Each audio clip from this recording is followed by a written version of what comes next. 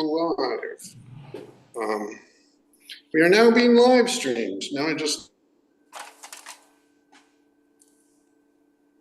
need to get back to where I can get us recording. Paul, could you please put the test in the chat?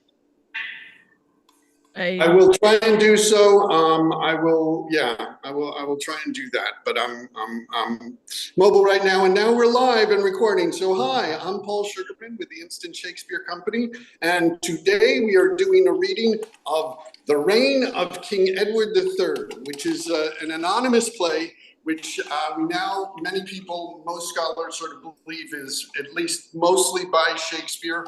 There's a lot of similarities to some of his other things. And I think part of the reason why it wasn't included in the folio is because it has a lot of Scottish jokes in the first two acts. And then by the time James was king, you didn't make as many Scottish jokes as they had been very popular previously, which is testified in Merchant of Venice. In the Quarto, they talk about the English lord and then the Scottish lord, his neighbor. And in the folio, they changed it from Scottish lord to the other lord. So you just knew you had to treat the Scots well. So let me just introduce our cast and we will get going.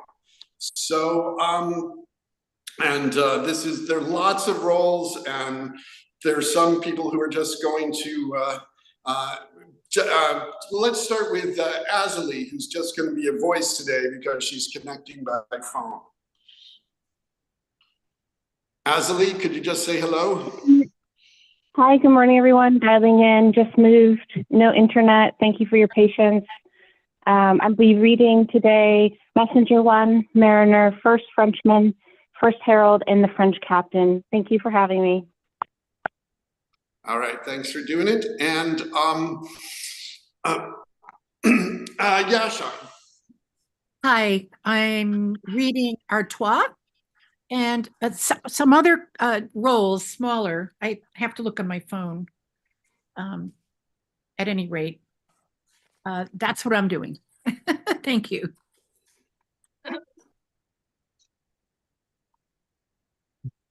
Okay, and Mark.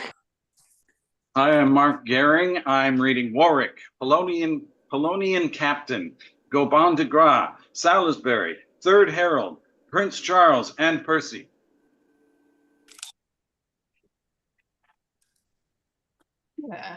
Oh shoot! I'm just returning back. I got my phone up, so I'm Artois, but also Derby Messenger 2, French Woman, Second Herald, Second Citizen, and Prince Philip, First Citizen, and Coplan. Sorry for being late. Okay. Okay. And Eleanor. I'm Eleanor Elizabeth Borman. I'm going to be playing Montague, Ludovic, King John, Frenchman, and Queen Philippa. Okay. And Virginia is here. So I'm sorry, Sheila. I'm going to depose you as Countess. That's all right. Oh, okay. Hey, Virginia. So we're live. We're here. Going, and we're just about to get started. Oh my goodness. So, and Kitty. I'm Kitty Chen, and I'll be reading Lorraine and possibly other roles. Yep. And Bill. I'm playing the prince. Oh, good. Same name as the king. Bill, long time no see. And Villiers. Okay. And Virginia. Hi, everybody. I'm so sorry I'm late. I lost track of the time. I'm Virginia Hammer. I'm doing the Countess with wet hair. Countess of Salisbury. And I got to leave early. Thank you, Paul, because she is only in the first two acts. Okay. You know what? I read up about her in real life. Yep. He did seduce her. And oh, Lord. Wow. She's got very intellectual speeches. I could barely interesting. understand what she's saying. Those are good scenes, though. She's got amazing speeches. The best. I will now be quiet. I will now be quiet. All right. Okay, and Angus, Angus, you're muted. you're muted. Angus Hepburn from London reading King Edward. Oh, excellent. Okay. Oh, man, that's Yes. excellent. Actually, yeah, why don't you just do King Edward, and Sheila, I can give you David, the Scottish king, you can do that. Yes. And as I say, if there are other parts where people are like, oh, I've got too many or people talking to them, you can take advantage of Sheila and Kitty to give them some of your roles. So just because I didn't do a great job. You have to work, you can't even be in it? That's Correct. right. I'm delivering the mail, Oh, which Paul, I've got to you're get back amazing. to. So Oh, you're just we amazing. will dive in and have fun with the text, You're amazing. and I will enjoy listening to it. Oh, you're the best. Okay, bye, Paul. All righty. Isn't Paul amazing? He's into Bye. fashion. He's going to crack up one of these days, though. Right. All right. I'm going to take myself out with the video and simply me read the too. directions from off stage. Here we go. See you soon, guys. Okay. Act 1, Scene 1. A castle in England. Enter King Edward, Derby, Prince Edward, Audley, and Artois, and Warwick. Robert of Artois, banished though thou be from France, thy native country, yet with us thou shalt retain as great a seigneury, for we create the Earl of Richmond here. And now go forwards with our pedigree. Who next succeeded Philip of Bue?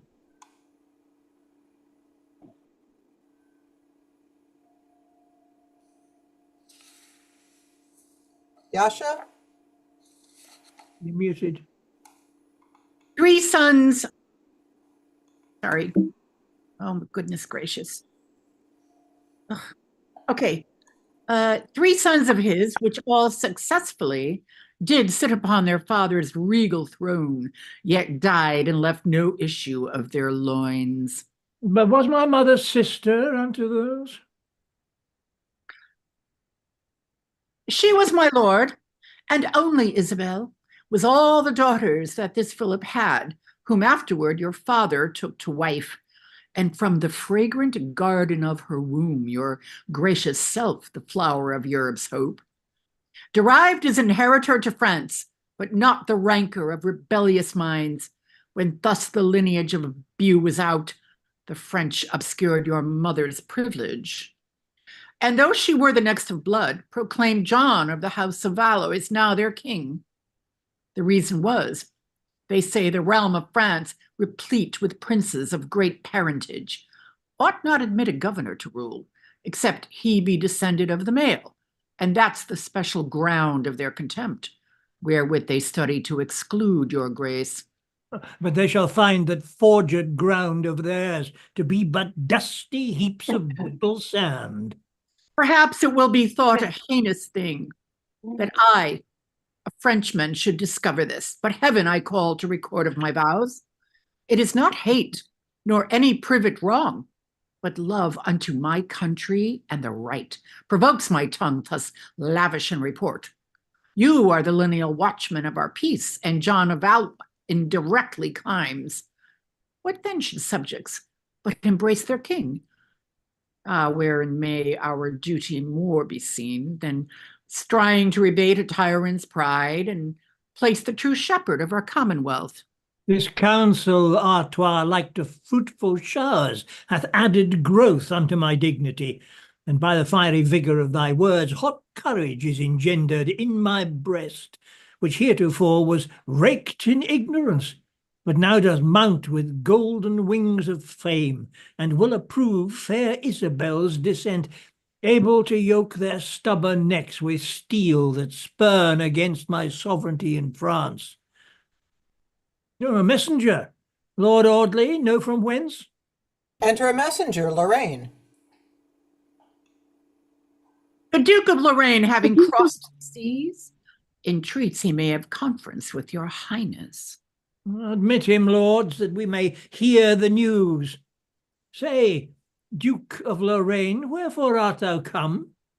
The most renowned Prince King John of France, doth greet thee, Edward, and by me commands that for so much as by his liberal gift the Guyenne dukedom is entailed to thee, thou do him lowly homage for the same. And for that purpose here I summon thee. Repair to France within these 40 days, that there according as the custom is, thou mayst be sworn true liegeman to our king, or else thy title in that province dies, and he himself will repossess the place. See how occasion laughs me in the face. No sooner minded to prepare for France, but straight I am invited, nay, with threats, upon a penalty enjoined to come. 'Twere but a childish part to him to say him nay. Lorraine, return this answer to thy lord. I mean to visit him as he requests, but how? Not servilely disposed to bend, but like a conqueror to make him bow his lame, unpolished shift succumb to light, and truth hath pulled the vizard from his face that set a glass upon his arrogance. Dare he command a fealty in me, tell him the crown that he usurps is mine, and where he sets his foot he ought to kneel. 'Tis not a petty dukedom that I claim, but all the whole dominions of the realm, which, if with grudging he refuse to yield, I'll take away those borrowed plumes of his, and send him naked to the wilderness. Then, Edward, here in spite of all thy lords, I do pronounce defiance to thy face. Defiance, Frenchman, we rebound it back, even to the bottom of thy master's throat, and be it spoke with reverence of the king, my gracious father, and these other lords. I hold thy message but as scurrilous, and him that sent thee like a lazy drone crept up by stealth unto the eagle's nest, from whence we'll shake him with so rough a storm as others shall be warned by his harm. Bid him leave of the lion's case he wears, lest meeting with the lion in the field, his chance to tear him piecemeal for his pride. The soundest counsel I can give his grace is to surrender ere he be constrained. A voluntary mischief hath less scorn than when reproach violence is born. Regenerate traitor, viper to the place where thou wast fostered Eleanor, in thine it said Kitty was going to do Lorraine. reading I Lorraine. sent you an email. Beg pardon. Kitty, if Okay. you- Regenerate traitor, viper to the place where thou wast fostered in thine infancy. Bearest thou a part in this conspiracy? He draws his sword. Lorraine, behold the sharpness of this steel. Fervent desire that sits against my heart is far more thorny pricking than this blade. That with the nightingale I shall be scared. As oft as I dispose myself to rest, until my colours be displayed in France, this is thy final answer. So be gone. It is not that, nor any English brave afflicts me so, as doth his poisoned view. That is most false, should most of all be true. Now, Lord, our fleeting bark is under sail, our gage is thrown, and war is soon begun, but not so quickly brought unto an end. Enter Montague. But wherefore comes Sir William Montague? How stands the league between the Scot and us?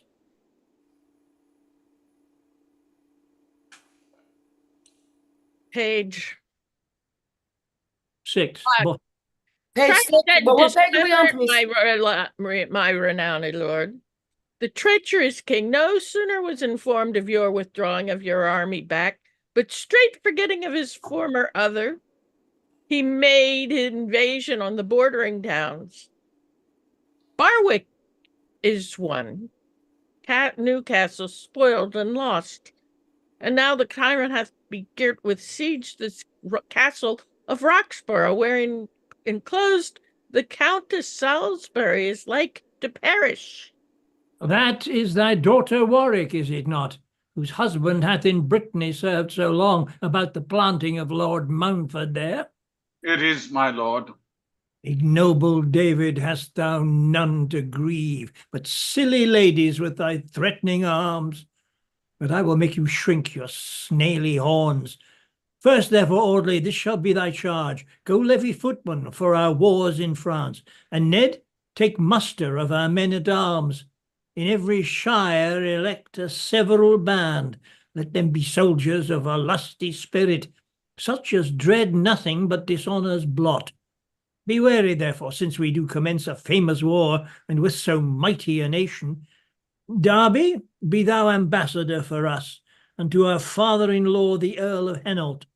Make him acquainted with our enterprise, and likewise will him with our own allies that are in Flanders, to solicit to the Emperor of Almaine in our name.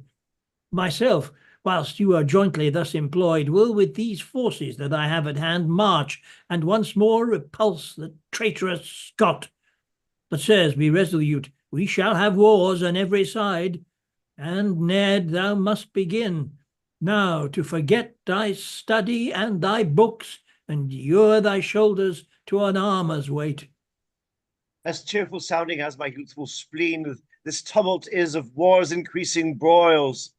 As at the coronation of a king, the joyful clamors of the people are, when Ave Caesar they pronounced aloud, within this school of honor I shall learn either to sacrifice my foes to death, or in a rightful quarrel spend my breath. Then cheerfully forward, each and several way in great affairs, 'tis not to use delay. Accent all. Where are we, please? Oh, God. Act 1, Scene 2, Oh, great. Scotland. Okay. A castle. Enter the Countess. Alas, how much in vain my poor eyes gaze for succor that my sovereign should send. Ah, cousin Montague, I fear thou wants the lively spirit sharply to solicit, with vehement suit the king in my behalf. Thou dost not tell him what a grief it is to be the scornful captive to a Scot, either to be wooed with broad untuned oaths, or forced by rush insulting barbarism. Thou dost not tell him, if he here prevail, how much they will deride us in the north, and in their vile, uncivil skipping jigs, brave forth their conquest, their overthrow, even in the barren, bleak, and fruitless air. Enter King David of Scotland, Douglas, Duke of Lorraine. I must withdraw. The everlasting foe comes to the wall. I'll closely step aside and list their babble blunt, full of pride. My Duke of Lorraine, to our brother of France commend us as the man in Christendom that we must reverence and entirely love. Touching your embassage, return and say that we with England will not enter parley, nor never make fair weather or take truce, but burn their neighbor towns, and so persist with eager rods beyond their city York. And never shall our bonny riders rest, nor rust in canker have the time to eat their light-born snaffles, nor their nimble spur, nor lay aside their jacks of gimmeled mail, nor hang their staves of grained Scottish ash in piecewise upon their city walls, nor from their button-tawny leathern belts dismiss their biting whinyards till your king cry out enough. Spare England now, for pity. Farewell, and tell him that you leave us here before this castle. Say you came from us even when we had that yielded to our hands.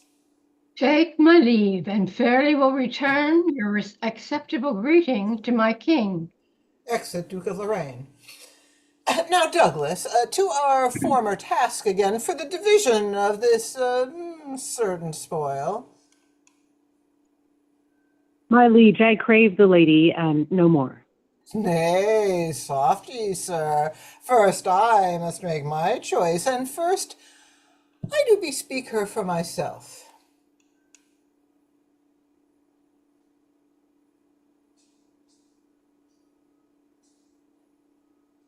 Douglas, are you there? It says DA. Those are her own, those jewels are her own, still liable to her, and who inherits her hath those withal. Enter a Scotch messenger in haste.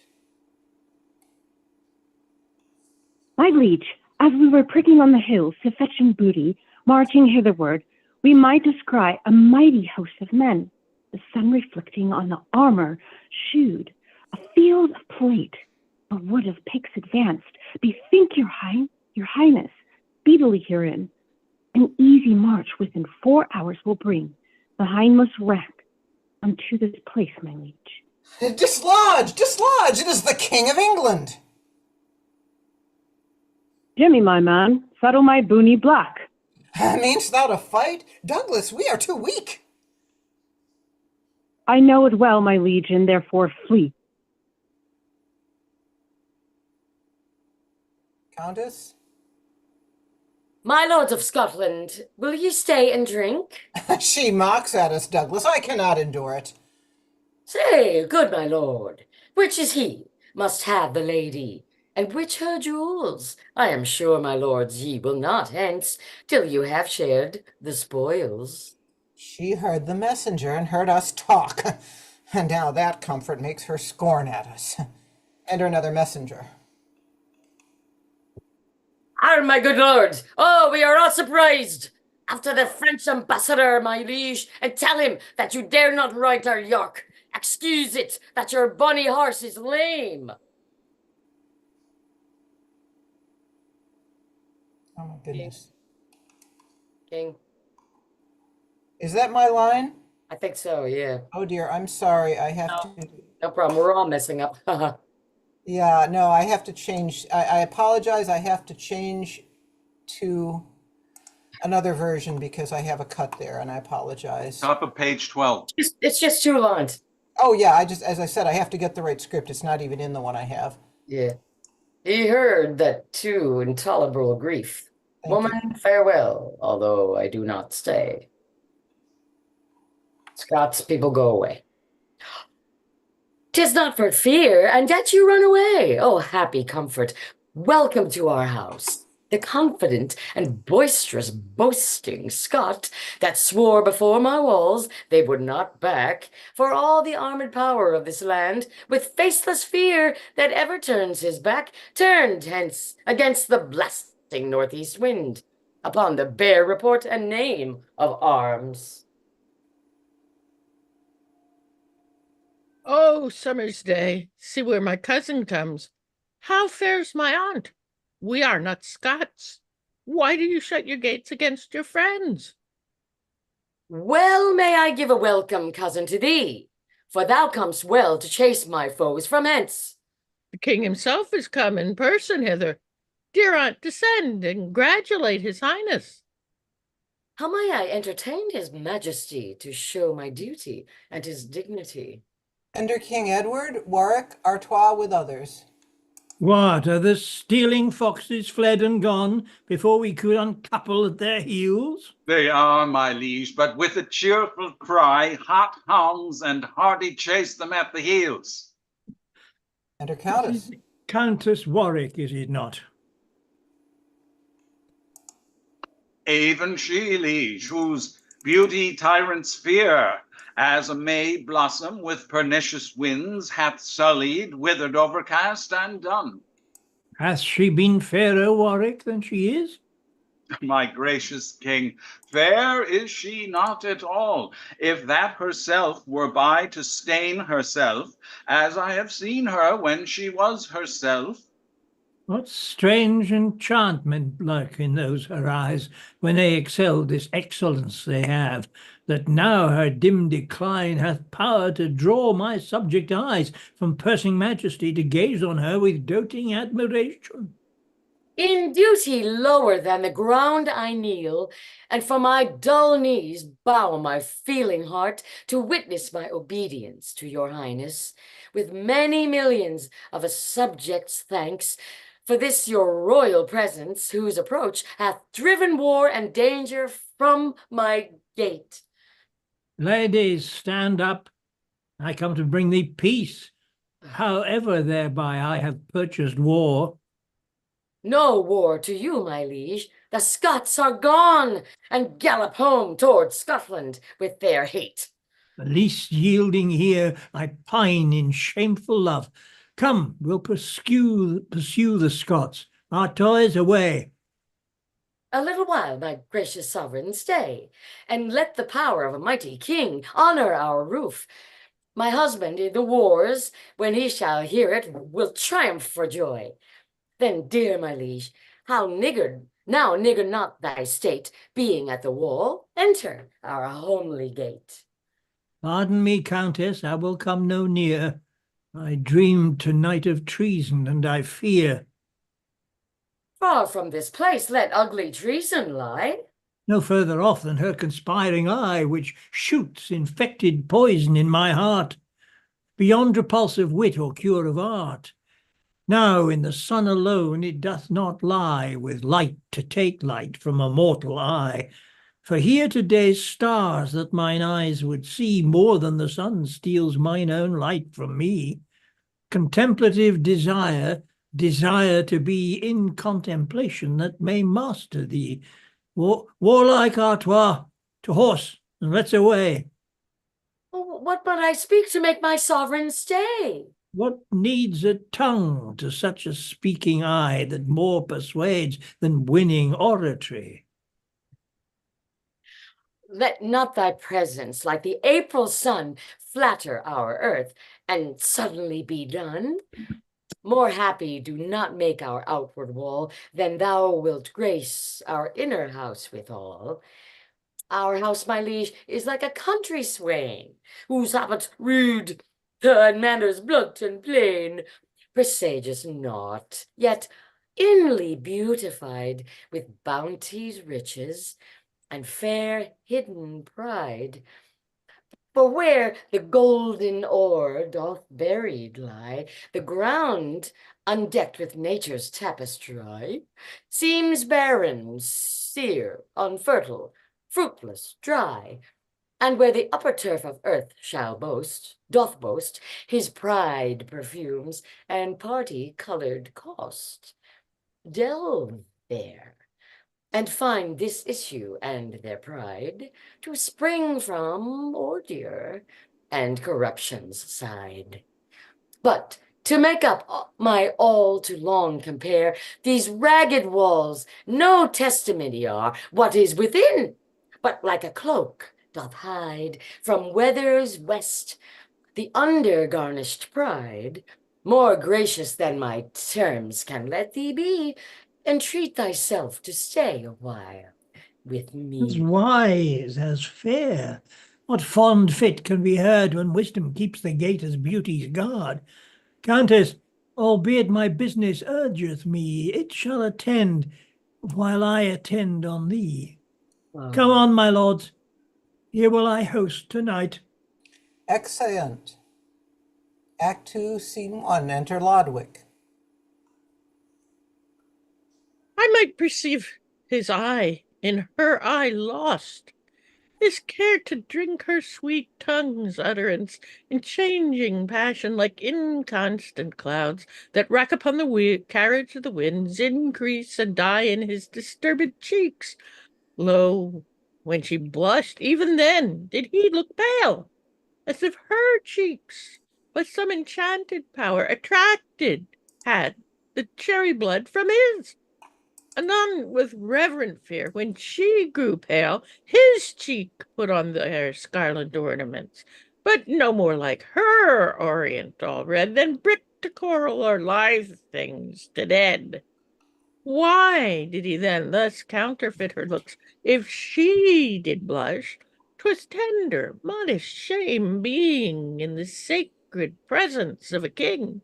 If he did blush, 'twas red immodest shame to wail his eyes amiss, being a king. If she looked pale, 'twas silly woman's fear to bear herself in presence of a king. If he looked pale, it was with guilty fear to dote amiss, being a mighty king. Then Scottish wars, farewell. I fear 'twill prove a lingering English siege of peevish love, Here comes His Highness, walking all alone. Enter King Edward.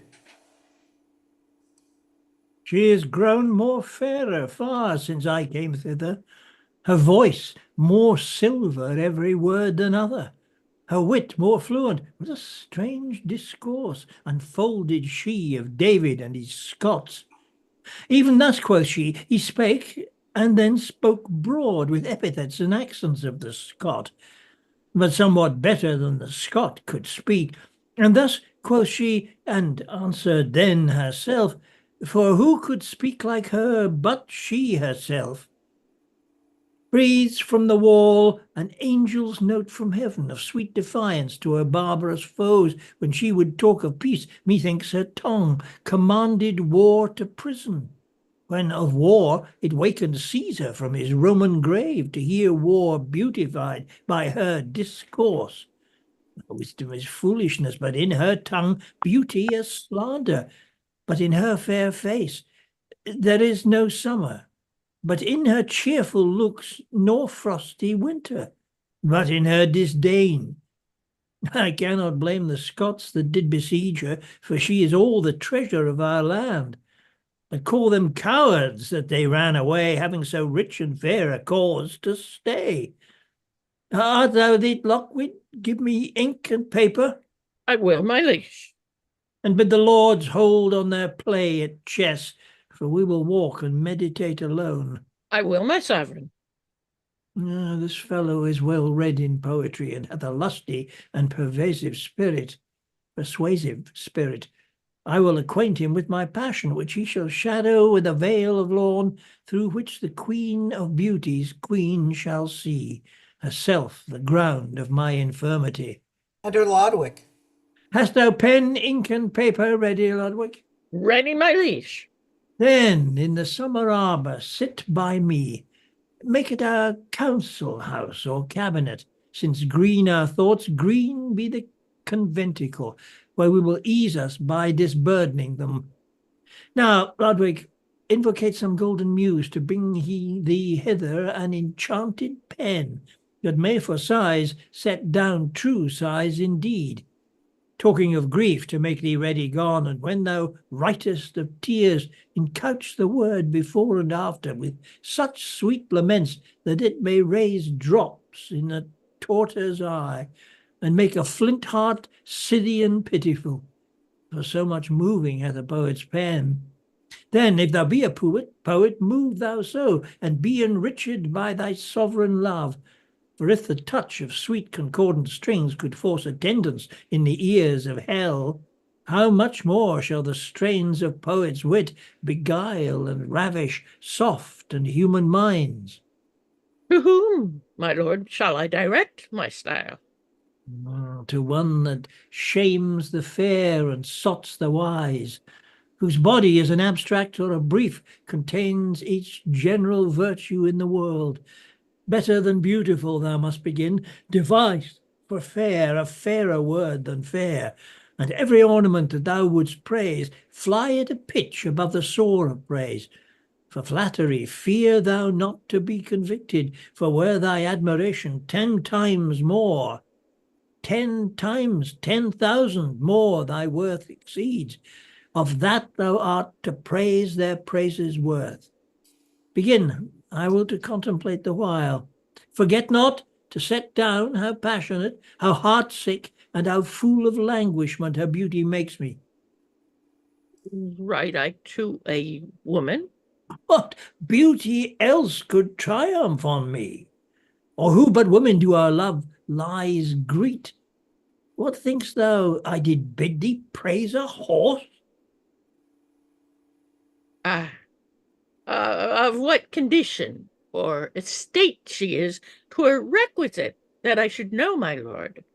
Of such a state that hers is as a throne, and my estate the footstool for she treads. Then mayst thou judge what her condition is by the proportion of her mightiness. Write on while I peruse her in my thoughts. Her voice to music, or the nightingale to music every summer leaping swain compares his sunburnt lover when she speaks. And why should I speak of the nightingale? The nightingale sings of adulterate wrong, and that compared is to satirical.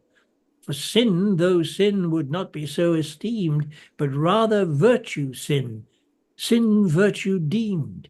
Her hair, far softer than the silkworm's twist, like to a flattering glass doth make more fair. The yellow amber like a flattering glass comes in too soon. For writing of her eyes, I'll say that like a glass they catch the sun, and thence the hot reflection doth rebound against my breast and burns my heart within. Oh, what a world of descant makes my soul upon this voluntary ground of love. Come, Lodwick, hast thou turned thy ink to gold? If not, write but in letters capital my mistress' name, and it will gild thy paper. Read, Lord, read. Fill thou the empty hollows of mine ears with the sweet hearing of thy poetry. I have not to a period brought her praise. Our praise is as my love, both infinite, which apprehends such violent extremes that they disdain an ending period. Her beauty hath no match, but my affection. Hers more than most, mine most, and more than more.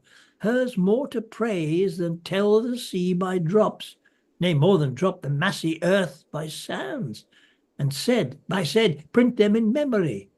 Then wherefore talkest thou of a period to that which craves unended admiration? Read, let us hear.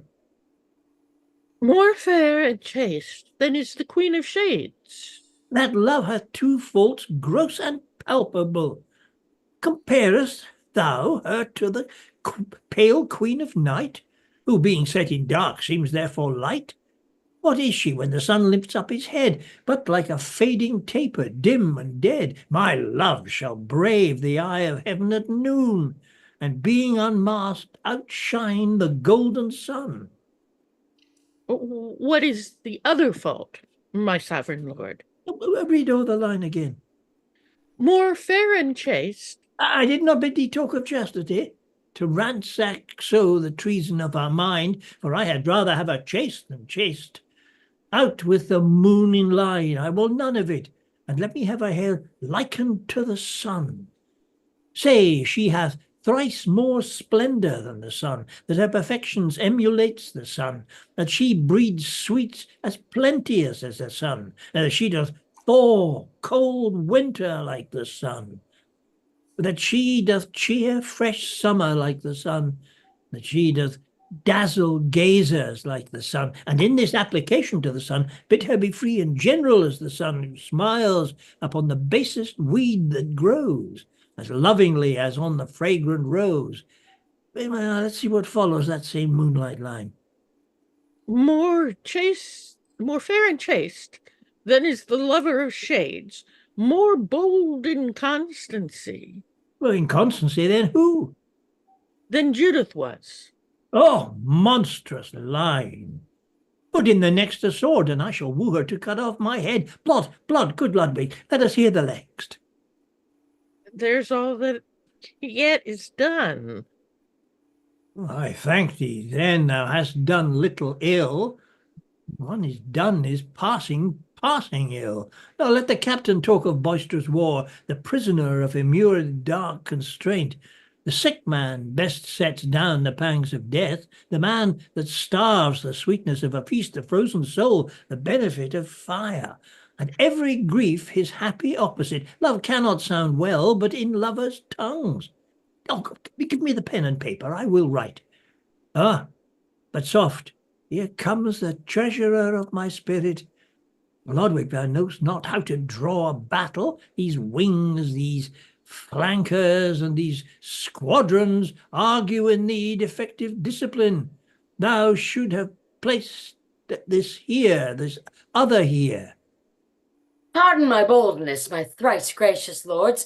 Let my intrusion here be called my duty, that comes to see my sovereign, how he fares. Go draw the same, I tell thee, in what form.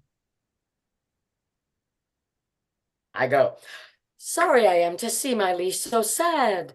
What may thy subject do to drive from thee thy gloomy consort, solemn melancholy? Ah, lady, I am blunt and cannot straw the flowers of solace in a ground of shame. Since I came hither, Countess, I am wronged. Now, God forbid that any in my house should think my sovereign wrong, thrice gentle king. Acquaint me with their cause of discontent. How near then shall I be to remedy? As near, my liege, as all my woman's power can pawn itself to by thy remedy.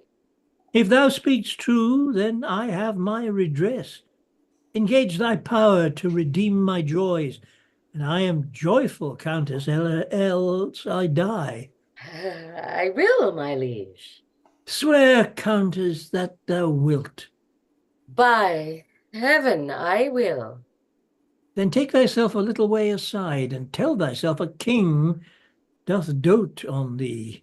Say that within thy power doth lie to make him happy, and that thou hast sworn to give him all the joy within thy power. Do this, and tell me when I shall be happy. All this is done, my thrice dread sovereign, that power of love that I have power to give. Thou hast with all devout obedience employ me, how thou wilt, in prose thereof. Thou hear'st me say that I do dote on thee.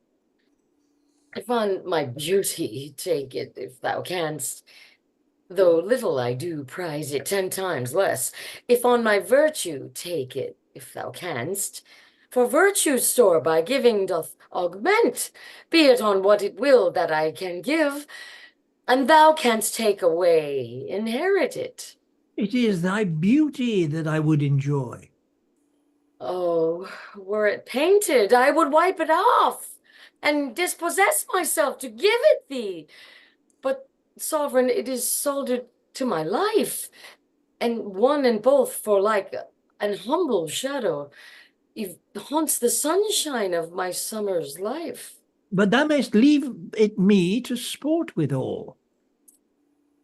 As easy may my intellectual soul be lent away, and yet my body live, as lend my body palace to my soul, away from her, and yet retain my soul. My body is her bower, her court, her abbey, and she an angel pure, divine, unspotted. If I should leave her house, my lord, to thee, I kill my poor soul, and my poor soul me. Didst thou not swear to give me what I would? I did, my liege, so what you would, I could. I wish no more of thee than thou mayst give. Nor beg, I do not, but I rather breathe that is thy love, and for that love of thine, in rich exchange, I tender to thee mine. But that your lips were sacred, my lord, you would profane the holy name of love. That love you offer me, you cannot give, for Caesar owes that tribute to his queen. That love you beg of me, I cannot give, for Sarah owes that duty to her lord. He that doth clip or counterfeit your stamp shall die, my lord, and will your sacred self commit high treason against the King of heaven, to stamp his image in forbidden metal, forgetting your allegiance and your oath, in violating marriage sacred law. You break a greater honor than yourself. To be a king is of a younger house than to be married, your progenitor, sole reigning Adam on the universe. By God was honored for a married man, but not by him anointed for a king. It is a penalty to break your statutes, though not enacted with your highness's hand. Ah, how much more to infringe the holy act made by the mouth of God, sealed with his hand. I know my sovereign in my husband's love, who now doth loyal service in his wars, doth but to try thy wife of Salisbury.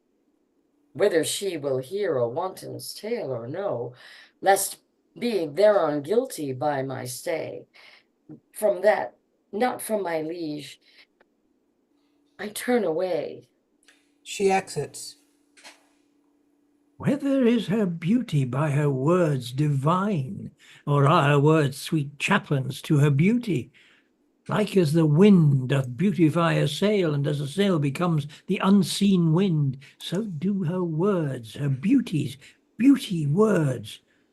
Oh, that I were a honey-gathering bee to bear the comb of virtue from his flower, and not a poison-sucking envious spider to turn the vice I take to deadly venom. Religion is austere and beauty gentle. To strike a guardian for so fair a weed, oh, that she were as is the air to me. Why, so she is. For when I would embrace her, this do I, and catch nothing but myself. I must enjoy her, for I cannot beat with reason and reproof fond love away. Enter Warwick. Here comes her father. I will work with him to bear my colours in this field of love. How is it that my sovereign is so sad? May I with pardon know your highness' grief, and that my old endeavour will remove it. It shall not cumber long your majesty. A kind and voluntary gift thou profferest, that I was forward to have begged of thee. But, oh, thou world, great nurse of flattery, why dost thou tip men's tongues with golden words, and please their deeds with weight of heavy lead?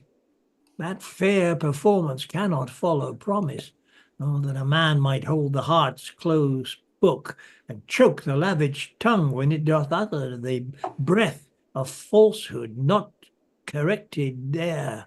Far be it from the honor of my age that I should owe bright gold and render lead.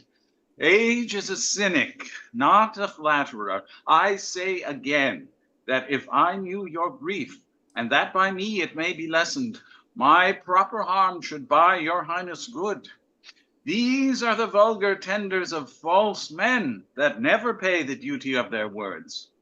Thou wilt not stick to swear what thou hast said, but when thou knowest my grief's condition, this rash disgorged vomit of thy word, thou wilt eat up again and leave me helpless. By heaven, I will not, though your majesty did by me run upon your sword and die. Say that my grief is no way medicinable, but by the loss and bruising of thine honour. If nothing but that loss may vantage you, I would accomplish that loss my vantage too. Think'st that thou canst answer thy oath again? I cannot, nor I would not if I could. But if thou dost, what shall I say to thee? What may be said to any perjured villain that break the sacred warrant of an oath? What wilt thou say to one that breaks an oath? That he hath broke his faith with God and man, and from them both stands excommunicate. What office were it to suggest a man to break a lawful and religious vow? An office for the devil, not for man. That devil's office must thou do for me, or break thy oath, or cancel all the bonds of love and duty twixt thyself and me. And therefore, Warwick, if thou art thyself the lord and master of thy word and oath, go to thy daughter, and in my behalf command her, woo her, win her anyways, to be my mistress and my secret love. I will not stand to hear thee make reply. Thy oath break hers, or let thy sovereign die. He exits. Oh, doting king! Oh, detestable office! Well may I tempt myself to wrong myself, when he hath sworn me by the name of God to break a vow made by the name of God. What if I swear by this right hand of mine to cut this right hand of the better way, were to profane the idol, then confound it? But neither will I do. I'll keep mine oath, and to my daughter make a recantation. of all the virtue I have preached to her. I'll say she must forget her husband Salisbury, if she remember to embrace the king. I'll say an oath may easily be broken, but not so easily pardoned being broken. I'll say 'tis true charity to love, but not true love to be so charitable. I'll say his greatness may bear out the shame, but not his kingdom can buy out the sin. I'll say it is my duty to persuade, but not her honesty to give consent. Enter the Countess. See where she comes. Was never father had against his child an embassage so fat. My lord and father, I have sought for you. My mother and the peers importune you to keep in promise of his majesty, and do your best to make his highness merry. How shall I enter in this graceless errand? I must not call her child, for where's the father? The will in such a suit seduce his child. Then, wife of Salisbury, shall I so begin? No, he's my friend, and where is found the friend that will do friendship such in management? Neither my daughter nor my dear friend's wife. I am not Warwick as thou thinkest I am, but an attorney from the court of hell, that thus have housed my spirit in his form to do a message to thee from the king. The mighty King of England dotes on thee. He that hath power to take away thy life hath power to take thy honor. Then consent to pawn thine honor rather than thy life. Honor is often lost and got again, but life once gone hath no recovery. The sun that withers hay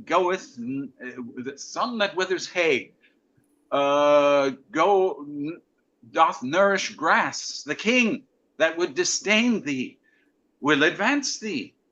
The poets write that great Achilles' spear could heal the wounds it made. The moral is, what mighty men misdo, they can amend. The lion doth become his bloody jaws, and grace his foragement by being mild. When vassal fear lies trembling at his feet, the king will in his glory hide thy shame, and those that gaze on him to find out thee will lose their eyesight looking in the sun. What can one drop of poison harm the sea, whose huge pastures can digest the ill and make it lose his operation? The king's great name will temper their misdeeds and give the bitter portion of reproach a sugared sweet and most delicious taste, because it is no harm to do the thing which without shame could not be left undone. Thus have I in his majesty's behalf apparelled sin in virtuous sentences, and dwell upon thy answer in his suit. Unnatural besieged. Woe me unhappy, to have escaped the danger of my foes, and to be 10 times worse, envied by friends. Hath he no means to stain my honest blood, but to corrupt the author of my blood? To be his scandalous and vile solicitor?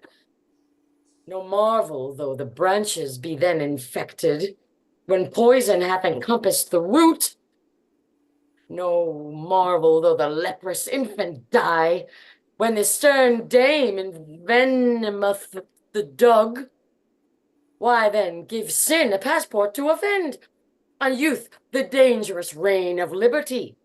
Blot out the strict forbidding of the law, and cancel every canon that prescribes a shame for shame, or penance for offense.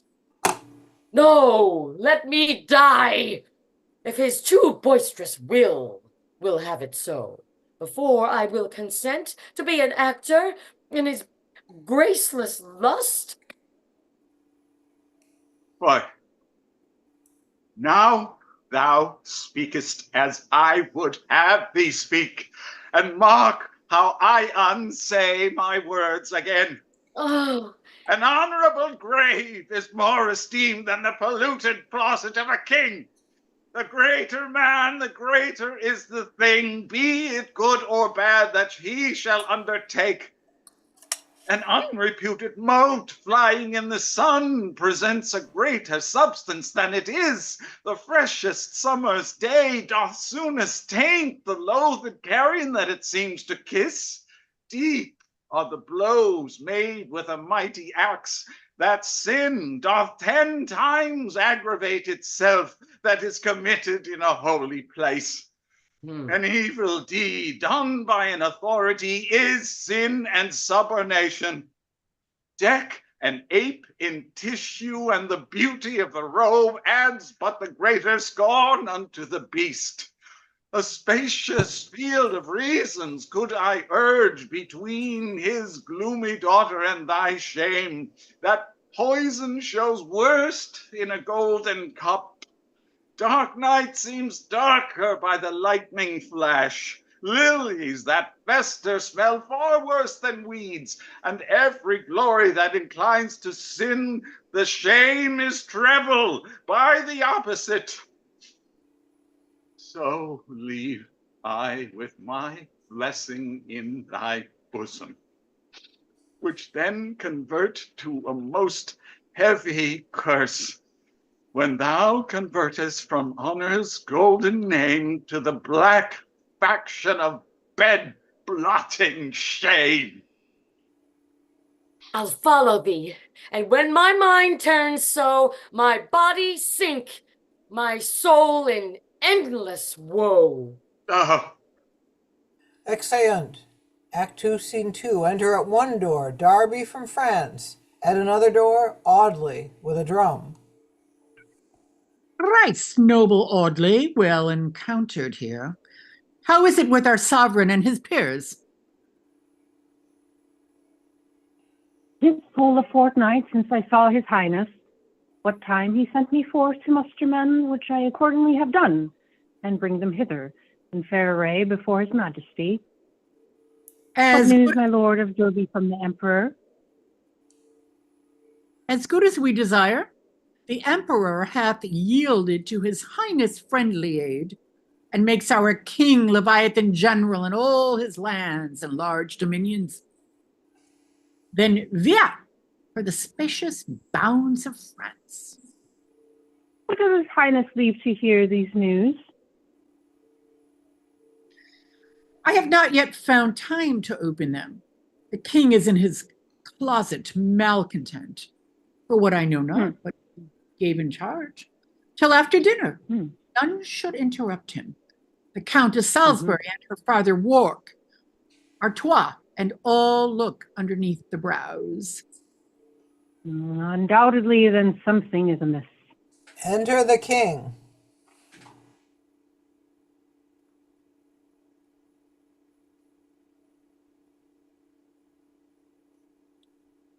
Darby? Darby, the trumpets sound. The king is now abroad. Here comes his highness. Befall, my sovereign, all my sovereign's wish. Ah, that there were a witch to make it so. The emperor greeteth you. Who did wear the countess? And hath accorded to your highness sweet. Thou liest, she hath not, but I would she had. All love and duty to my lord the king. Well, all but one is none. What news with you? I have, my liege, levied those horse and foot, according as your charge, and brought them hither. Then let those foot trudge hence upon those horse, according to our discharge, and be gone. Darby, I'll look upon the countess' mind anon. The countess mind, my liege. I mean the emperor. Leave me alone. What is his mind? Let's leave him to his humor. Exeunt. Thus from the heart's abundance speaks the tongue. Countess for emperor. And indeed, why not? She is as imperator over me, and I to her am as a kneeling vassal that observes the pleasure or displeasure of her eye. Enter Lodwick. What says the more than Cleopatra's match to Caesar now? That yet, my liege, ere night, she will resolve, your majesty. What drum is this that thunders forth this march to start the tender Cupid in my bosom? Poor shipskin, how it brawls with him that beateth it. Go break the thundering parchment bottom out, and I will teach you to conduct sweet lines unto the bosom of a heavenly nymph, for I will use it as my writing paper, and so reduce him from a scolding drum to be the herald and dear counsel bearer, twixt a goddess and a mighty king.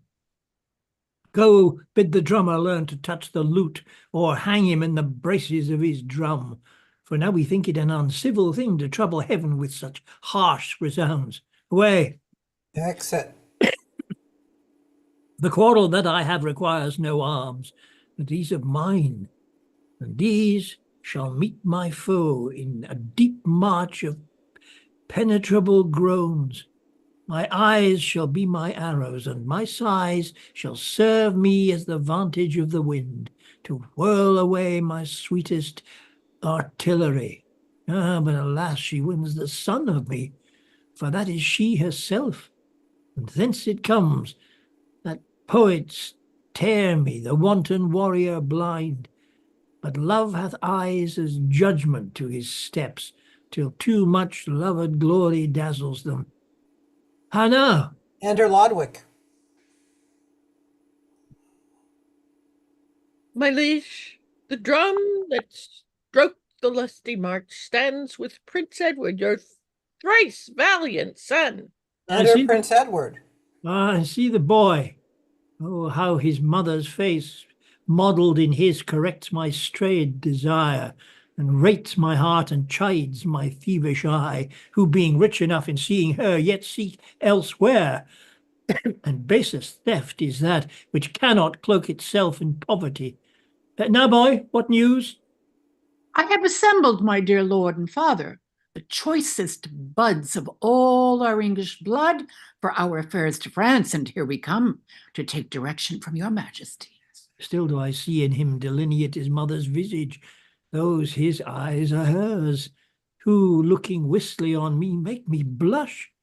For faults against themselves give evidence, lust as a fire, and me like lantern show light lust within themselves, even through themselves. Away, loose silks or wavering vanity, shall the large limit of fair Brittany by me be overthrown. And shall I not master this little mansion of myself? Give me an armor of eternal steel. I go to conquer kings, and shall I not then subdue myself and be my enemy's friend? It must not be. Come, boy, forward, advance. Let's with our colours sweet the air of France. My liege, the countess with a smiling cheer desires access unto your majesty. Oh, why, there it goes. That very smile of hers hath ransomed captive France, and set the king, the dauphin, and the peers at liberty. Go leave me, Ned, and revel with thy friends. Exit the prince. Thy mother is but black, and thou like her. Dost put it in my mind how foul she is. Go fetch the countess hither in her hand. Exit Lodwick. And let her chase away these winter clouds, for she gives beauty both to heaven and earth. The sin is more to hack and hew poor men than to embrace in an unlawful bed the register of all rarities, since leathern Adam till this youngest hour. Enter Countess. Go, Ludwig, put thy hand into thy purse. Play, spend, give, riot, waste, do what thou wilt, so thou wilt hence a while and leave me here. Now, my soul's playfellow, art thou come to speak the more than heavenly word of yea to my objection in thy beauteous love?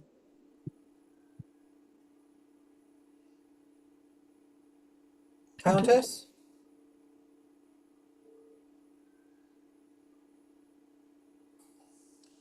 My father My on his father blessing on has his commanded. blessing hath commanded. That thou shalt yield to me, Ay, dear my liege, your due. and that, my dearest love, can be no less than right for right and render love for love. Then wrong for wrong, and endless hate for hate. But sith I see your majesty so bent, that my unwillingness, my husband's love, your high estate, nor no respected, can be my help, but that your mightiness will overbear and awe these dear regards, I bind my discontent to my content, and what I would not, I'll compel, I will, provided that yourself remove those lets that stand between your highness' love and mine. Nay, then, fair countess, and by heaven I will. It is their lives that stand between our love that I would have choked up, my sovereign. Whose lives, my lady? My thrice loving liege, your queen, and Salisbury, my wedded husband, who living have that tide in our love that we cannot bestow but by their death. Thy opposition is beyond our law. So is your desire. If the law can hinder you to execute the one, let it forbid you to attempt the other.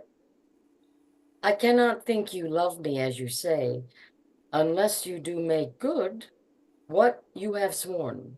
No more. Thy husband and the queen shall die.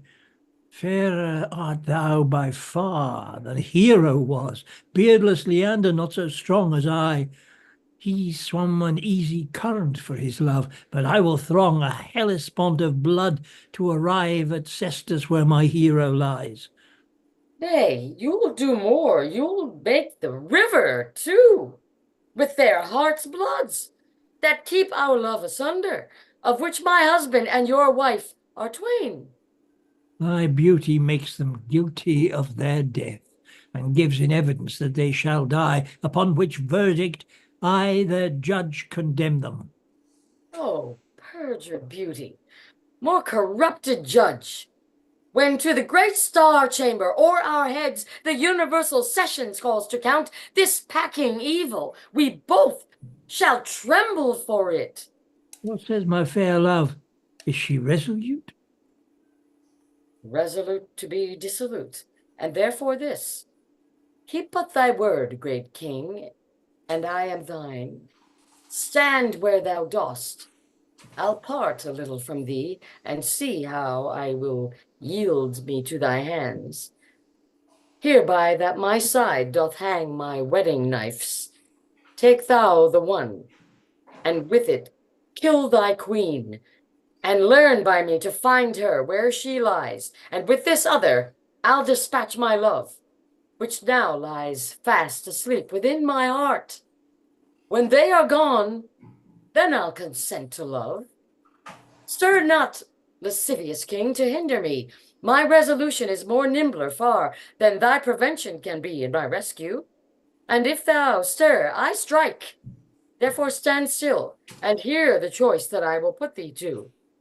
Either swear to leave thy most unholy suit, and never henceforth to solicit me, or else by heaven, this sharp-pointed knife shall stain thy earth with that which thou wouldst stain, my poor chaste blood.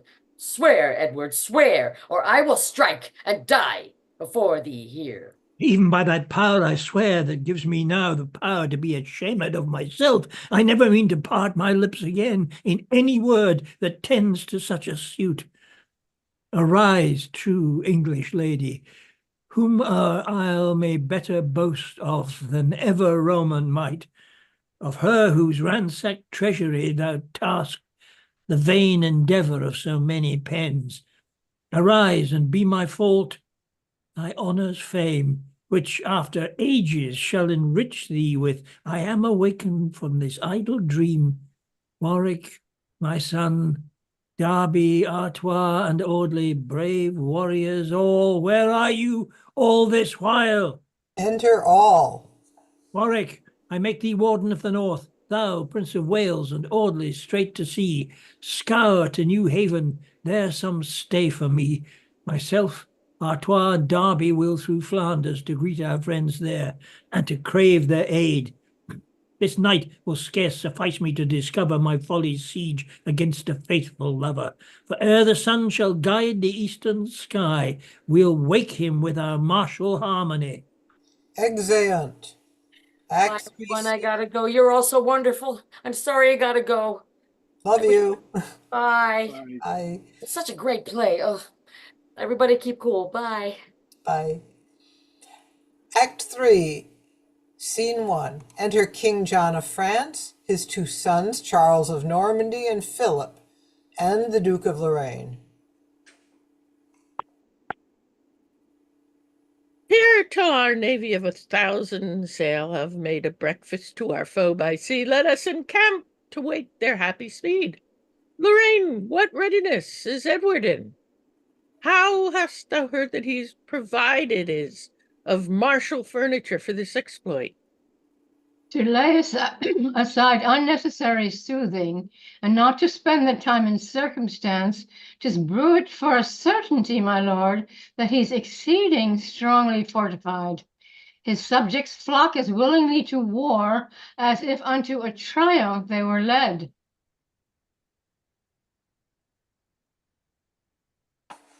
Charles. Mark. Yeah.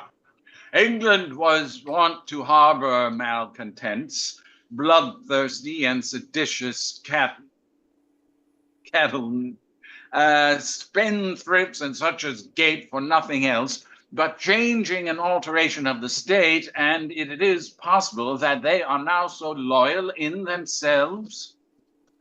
All but the Scot, who solemnly protests, as heretofore I have informed his grace, never to sheath his sword or take a truce. That's the anchorage of some better hope, but on the other side, to think what friends King Edward hath retained in Netherland, among those ever-bibbing epicures, those frothy Dutchmen, puffed with double beer, that drink and swill in every place they come, doth not a little aggravate mine ire. Besides, we hear the emperor conjoins and stalls him in his own authority, but all the mightier that their number is, the greater glory reaps the victory. Some friends have we beside drumstick power, the stern Polonian and the warlike Dane, the king of Bohemia and of Sicily, are all become confederates with us, and as I think are marching hither apace, but soft, I hear the music of their drums, by which I guess that their approach is near. Enter the King of Bohemia with Danes and a Polonian captain with other soldiers another way. King John of France, as Megan neighborhood requires and friends are anyway distressed, I come to aid thee with my country's force. And from great Moscow, fearful to the Turk, and lofty Poland, nurse of hardy men, I bring these servitors to fight for thee, who willingly will venture in thy cause. Welcome, Bohemian King, and welcome all. This your great kindness I will not forget. Besides your plentiful rewards and crowns that from our treasury ye shall receive, there comes a high brand nation decked in pride, the spoil of whom will be a treble gain. And now my hope is full, my joy complete. At sea we are as puissant as the force of Agamemnon in the haven of Troy. By land with Xerxes we compare of strength, whose soldiers drank up rivers in their thirst, then bared like blind overweening Ned to reach at our imperial diadem is either to be swallowed of the waves or hacked to pieces when thou comest ashore. Enter a mariner. Near to the coast I have described, my lord, as I was busy in my watchful charge, the proud Armado of King Edward's ships, which at the first far off, when I did ken, seemed as it were a grove of withered pines, but drawing near, their glorious bright aspect, their streaming engines, wrought of coloured silk, like to a meadow full of sundry flowers, adorns the naked bosom of the earth.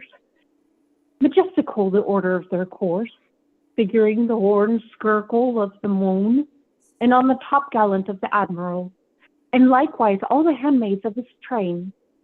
The arms of England and France unite, are quartered equally by herald's art. Thus tightly, carried with a merry gale, thy plough the ocean hitherward amain.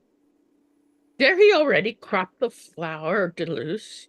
I hope the honey being gathered thence, he with the spider afterward approached shall suck forth deadly venom from the leaves. But where's our navy? How are they prepared to wing themselves against this flight of ravens? They having knowledge brought them by the scouts did break from anchor straight and puffed with rage, no otherwise than were their sails with wind, made forth as when the empty eagle flies to satisfy his hungry griping maw. This for thy news. Return unto thy bark, and if thou scape the bloody stroke of war and do survive the conflict, come again, and let us hear the manner of the fight. Mean space, my lords, 'tis best we be dispersed to several places, lest they chance to land. First you, my lord, with your Bohemian troop shall pitch your battles on the lower hand. My eldest son, the Duke of Normandy, together with this aid of Muscovite, shall climb the higher ground another way. Here in the middle cost, between you both, Philip, my youngest boy, and I will lodge. So, lords, begone and look into your charge. They exit. You stand for France, an empire fair and large. Now tell me, Philip, what is their concept touching the challenge that the English make? Philip? Philip! Yasha.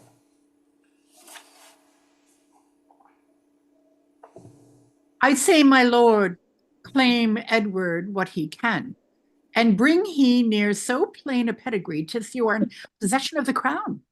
And that's the surest point of all the law. But were it not, yet ere he should prevail, I'll make a conduit of my dearest blood, or chase those straggling upstarts home again. Well said, young Philip. Call for bread and wine. The battle heard afar off. That we may cheer our stomachs with repasts, to look our foes more sternly in the face. Now is begun the heavy day at sea. Fight, Frenchmen, fight! Be like the fields of bears when they defend their younglings in their caves. Stir an angry nemesis the happy helm, that with the sulphur battles of your rage the English fleet may be dispersed and sunk. Shot! Oh, father, how this echoing cannon shot like sweet harmony digests my cates. Now, boy, thou hear'st what thundering terror 'tis to buckle for a kingdom's sovereignty.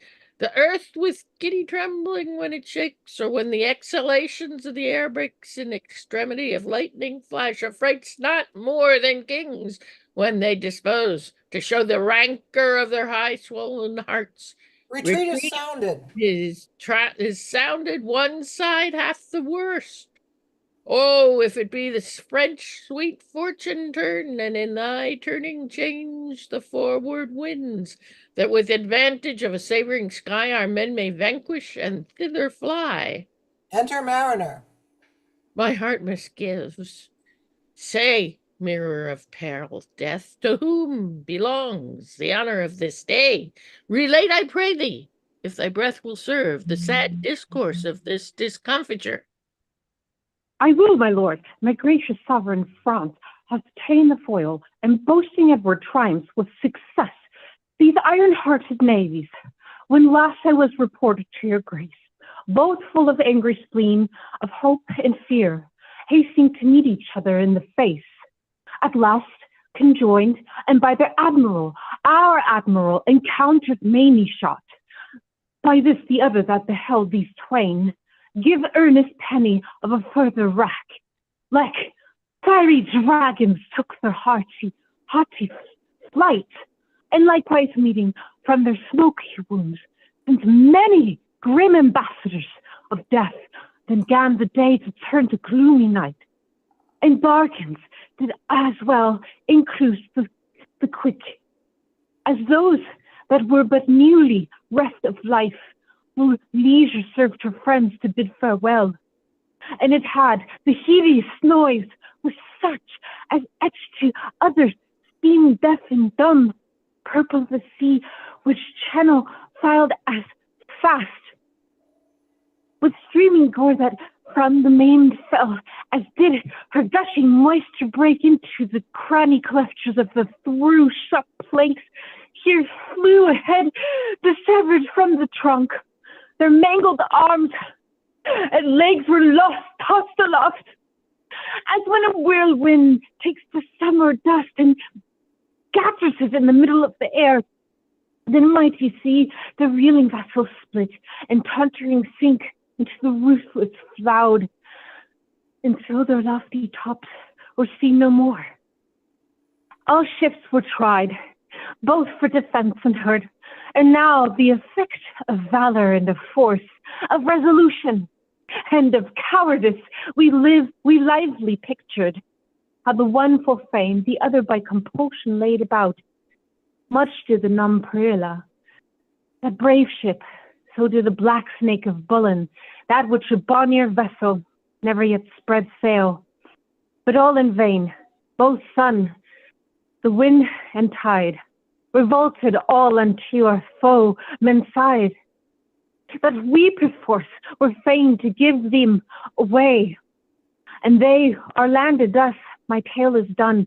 We have timely lost, and they have won. Then rests there nothing but with present speed to join our several forces all in one, and bid them battle ere they reign too far. Come, gentle Philip, let us hence depart.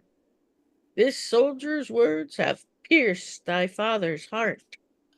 Exeunt. Act 3, Scene 2. Enter two Frenchmen, a woman, and two little children. Meet them, another citizen. Wel, met mijn versen. How now, what's the news?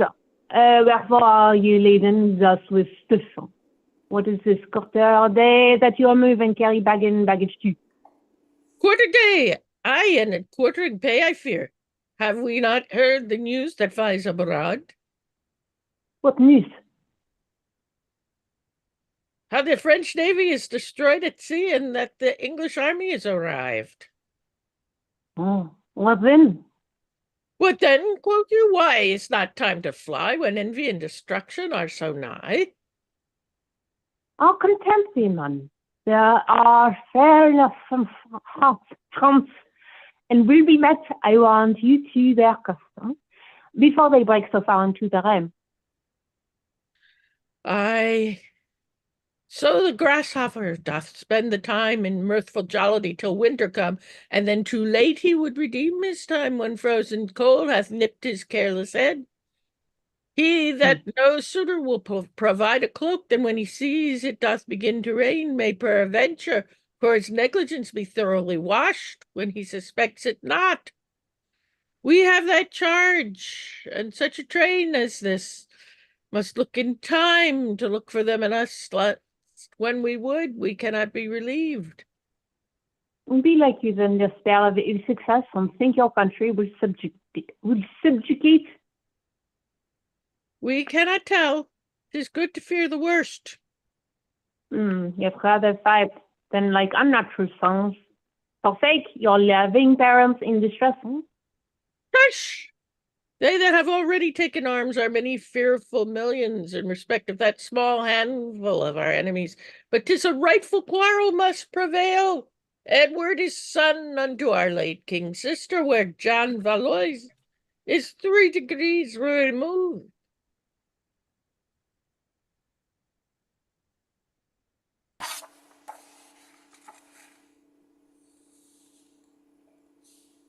Frenchwoman.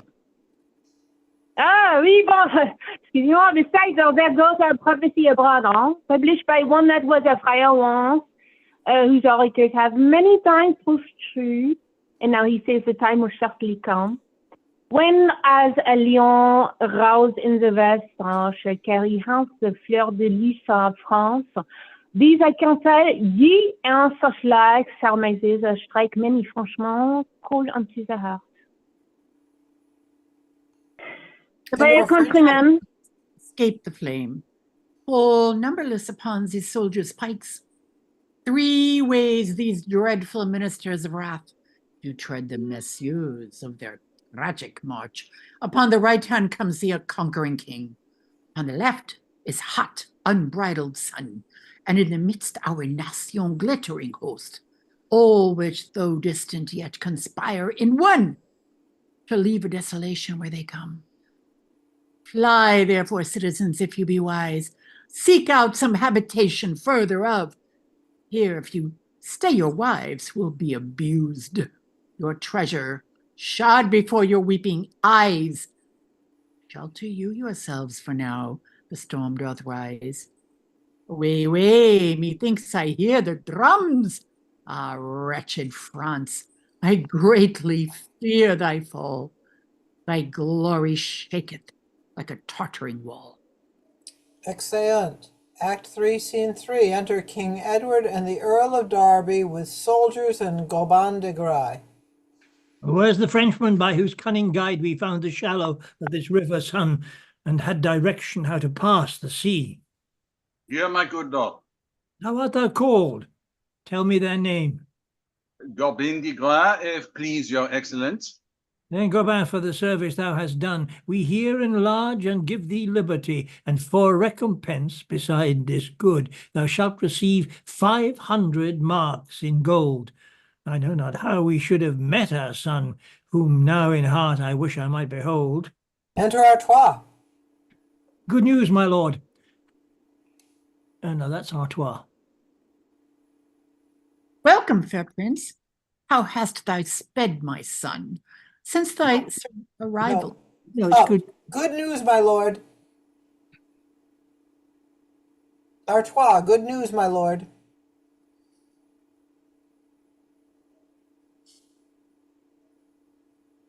Oh, somebody say it. Good news, my lord. The prince is hard at hand, and with him comes Lord Audley and the rest, whom since our landing we could never meet. Enter Prince Edward, Lord Audley, and soldiers. Welcome, fair prince. How hast thou sped, my son, since thy arrival on the coast of France? Successfully, I thank thee. The gracious heavens, some of their stronger cities, we have won, as Harshland, Lee, Crotag, and Carantine, and others wasted, leaving at our heels a wide apparent field and beaten path for solitarenes in progress in. Yet those that would submit we kindly pardoned, and who in scorn refused our proffered peace endured the penalty of sharp revenge. Oh, France, why shouldst thou be this obstinate against the kind embracement of thy friends? How gently had we thought to touch thy breast and set our foot upon thy tender mould! But that in forward and disdainful pride, thou, like a skittish and untamed colt, dost start us stride, and strike us with thy heels.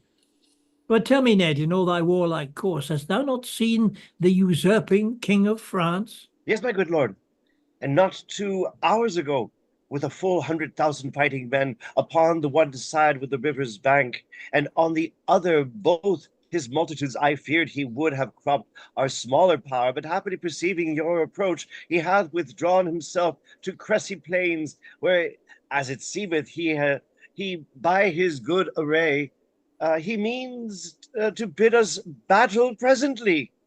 He shall be welcome, that's the thing we crave. Enter King John, Duke of Normandy and Lorraine, King of Boheme, young Philip, and soldiers. Edward, know that John, the true king of France, musing thou shouldst encroach upon his land, and in thy tyrannous proceedings slay his faithful subjects, and subvert his towns, spits in thy face, and in this manner following upbraids thee with thine arrogant intrusion. First, I condemn thee for a fugitive, a thievish pirate, and a needy mate, one that hath either no abiding place, or else inhabiting some barren soil where neither herb nor fruitful grain is had, doth altogether live by pilfering. Next, insomuch thou hast infringed thy faith, broke league and solemn covenant made with me, I hold thee for a false, pernicious wretch. And last of all, although I scorned to cope with one such inferior to myself, yet in respect thy thirst is all for gold, thy labor rather to be feared than loved. To satisfy thy lust in either part, here am I come, and with me have I brought exceeding store of treasure, pearl, and coin. Leave therefore now to persecute the weak, and arm entering conflict with the armed. Let it be seen mongst other petty thefts how thou canst win this pillage manfully. If gall and wormwood have a pleasant taste, then is thy salutation honey sweet. But as the one hath no such property, so is the other most satirical. Yet what how I regard thy worthless taunts, if thou have uttered them to foil my fame or dim the reputation of my birth, know that thy wolvish barking cannot hurt, if slyly to insinuate with the world, and with a strumpet's artificial line to paint thy virtuous and deformed cause, be well assured the counterfeit will fade, and in the end thy foul defects be seen. And if thou didst it to provoke me on, as who should say I were but timorous or coldly negligent, did need a spur, bethink thyself how slack I was at sea. Now since my landing I have won no towns, entered no further but upon the coast, and there have ever since securely slept. But if I have been otherwise employed, imagine, Valois, whether I intend to skirmish, not for pillage, but for the crown which thou dost wear, and that I vow to have, or one of us shall fall into this grave. Look not for cross invectives at our hands, or rallying execrations of despite. Let creeping serpents hide in hollow banks, sting with their tongues. We have remorseless swords, and they shall plead for us and our affairs. Yet thus much briefly, by my father's leave, as all the immodest poison of thy throat is scandalous and most notorious lies, and our pretended quarrel is truly just, so end the battle when we meet today. May either of us prosper and prevail, or luckless cursed receive eternal shame. That needs no further question, and I know his conscience witnesseth it is my right. Therefore, Valois, say, wilt thou yet resign before the sickles thrust into the corn, or that enkindled fury turn to flame? Edward, I know what right thou hast in France. And ere I basely will resign my crown, this champion field shall be a pool of blood, and all our prospect as a slaughterhouse. I that approves thee, tyrant, what thou art, no father, king, or shepherd of thy realm, but one that tears her entrails with thy hands, and like a thirsty tiger suckest her blood. You peers of France, why do you follow him? That is so prodigal to spend your lives. Whom they should follow, aged, impotent, but he that is their true-born sovereign. Oh, braidest thou him, because within his face time hath engraved deep characters of age. Know that these grave scholars of experience, like stiff-grown oaks, will stand immovable when whirlwind quickly turns up younger trees.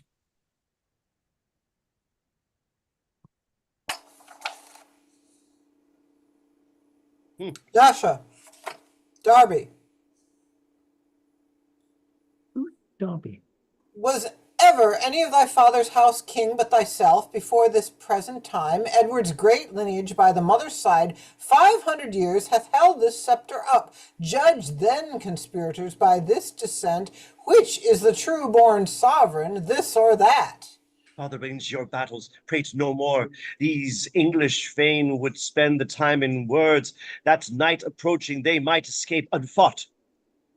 Lord, said my loving subjects, knows the time that your intended force must bide the touch.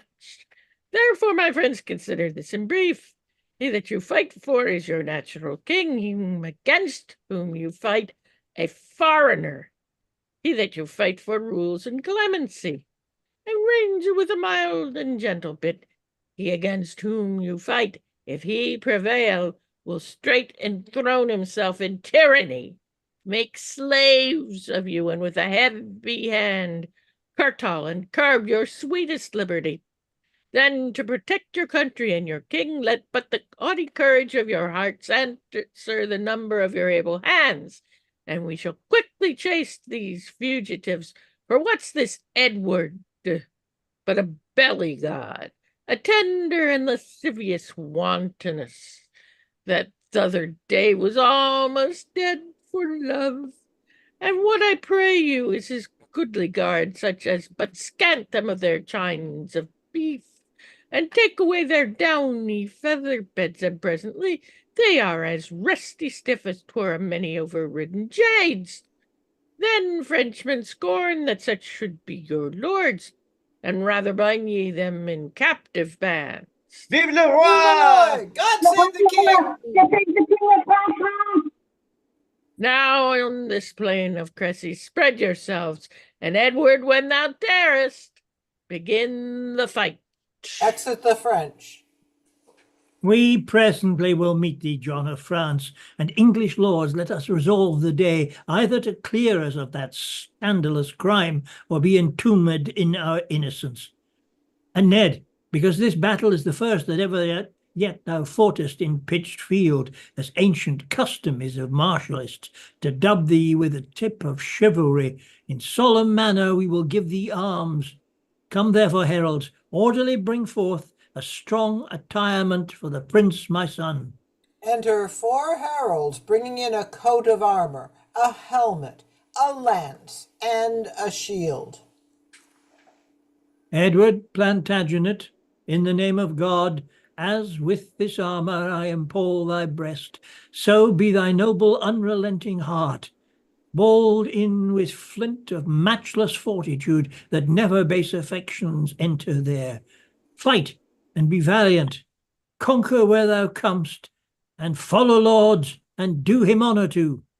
Edward Plantagenet, Prince of Wales, as I do set this helmet on thy head, wherewith the chamber of this brain is fenced, so may thy temples with Bellona's hand be still adorned with laurel victory. Fight and be valiant, conquer where thou comest.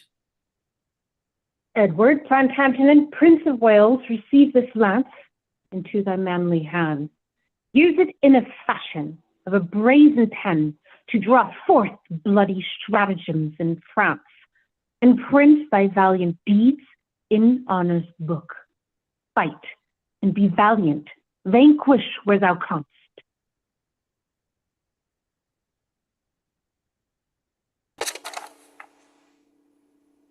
Yasha. Edward Plantagenet, Prince of Wales, receive this lance unto thy manly hand.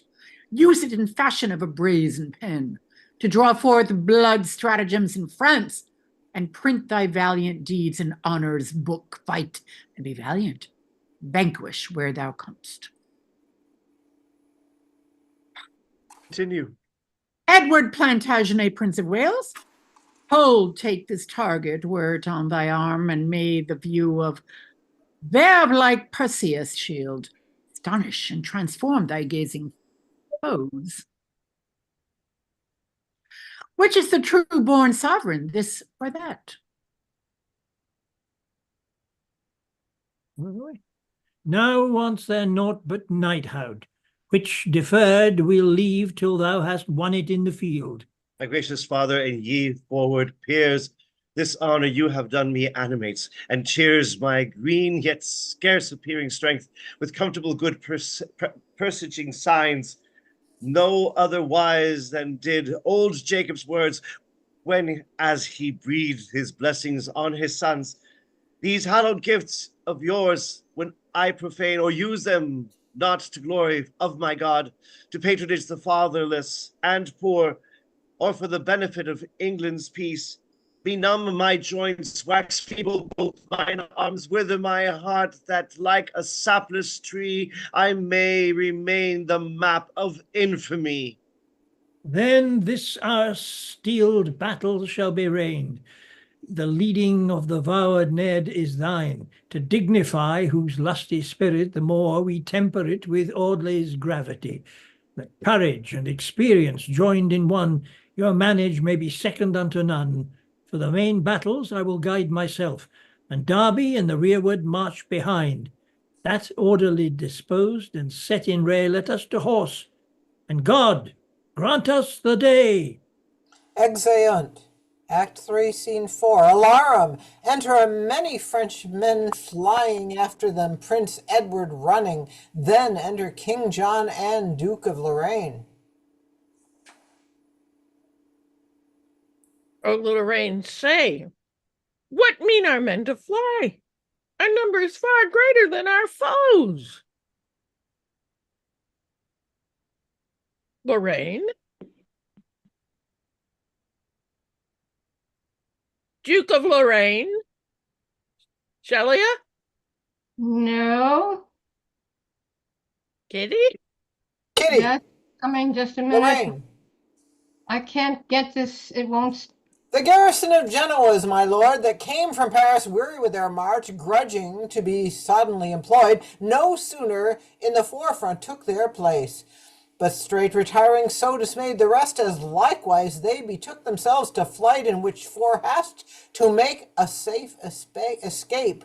More in the clustering throng are pressed to death than by the enemy 1,000-fold. Ah, Oh, hapless fortune, let us yet essay if we can counsel some of them to stay. Enter King Edward and Audley. Oh, Lord Audley Wells, our son is in the chase. Withdraw our powers unto this little hill, and here a season let us breathe ourselves. I will, my lord. Exit. Sound retreat. Just dooming heaven, whose secret providence to our gross judgment is inscrutable, how are we bound to praise thy wondrous works, that hast this day given way unto the right, and made the wicked stumble at themselves? Enter Artois.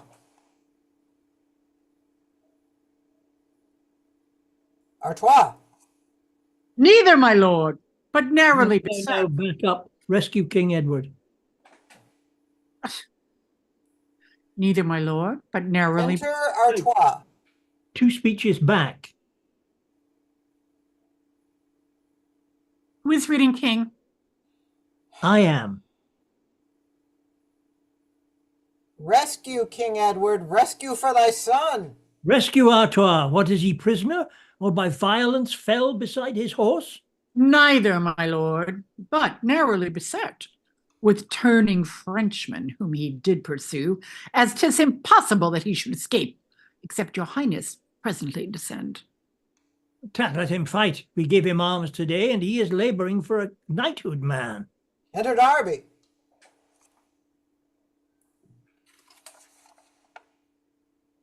Yasha. That's not my line. Derby. The prince, my lord, the prince. My Oh, succor lord, him. He's the prince, close oh, past the succor world of him. odds. He's close in compass with word of olds. Then he will win a world of honor too, if he by valor can redeem him thence. If not, what remedy? We have more sons than one to comfort our declining age. Enter Audley. Renowned Edward, give me leave, I pray, to leave my soldiers where I may relieve your grace's son in danger to be slain.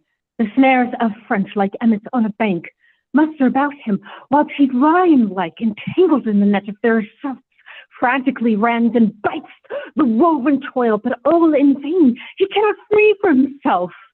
Audley, content. I will not have a man on pain of death sent forth to succor him. This is the day ordained by destiny to season his courage with those grievous thoughts that if he breaketh out, Nestor's years on earth will make him savour still of this exploit. Ah, but he shall not live to see those days. Why then his epitaph is lasting praise. Yet, my good lord, 'tis too much wilfulness to let his blood be spilt, like that may be saved. Exclaim no more, for none of you can tell whether a borrowed aid will serve or no. Perhaps he is already slain or ta'en, and dare a falcon when she's in her flight, and ever after she'll be hugged like. Let Edward be delivered by our hands, and still in danger he'll expect the like.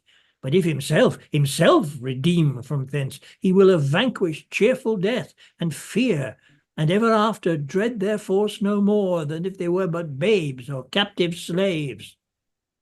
Oh, cruel father. Farewell, Edward, then. Farewell, sweet prince, the hope of chivalry. Oh, would my life might ransom him from death. But soft, methinks I hear the dismal charge of trumpets' loud retreat. All are not slain, I hope, that went with him. Some will return with tidings, good or bad. Enter Prince Edward in triumph, bearing in his hand his shivered lance, and the King of Boheme borne before, wrapped in the colours. They run and embrace him. Joyful sight, victorious Edward lives. Welcome, brave prince. Kneel and kiss his father's hand. Welcome, Plantagenet. First, having done my duty as beseemed lords, I greet you all with hearty thanks. And now behold, after my winter's toil, my painful voyage on the boisterous sea of wars, devouring gulfs and steely rocks, I bring my fraught unto the wished port, my summer's hope, my travels' sweet reward. And here with humble duty I present this sacrifice, this first fruit of my sword, cropped and cut down even at the gate of death. The King of Boheme, father, whom I slew, whom you said had entrenched me round about, and lay as thick upon my battered crest as on Avenel, with their ponderous glaives, yet marble courage still did underprop. And when my weary arms, with often blows, like the continual laboring woodman's axe, that is enjoyed to fell a load of oaks, began to falter, straight I would recover my gifts you gave me in my zealous vow, and then new courage made me fresh again, that in despite I carved my passage forth. His sword borne by a soldier. And put the multitude to speedy flight. Lo! His hath Edward hand filled with request, and drone, I hope, the duty of a knight.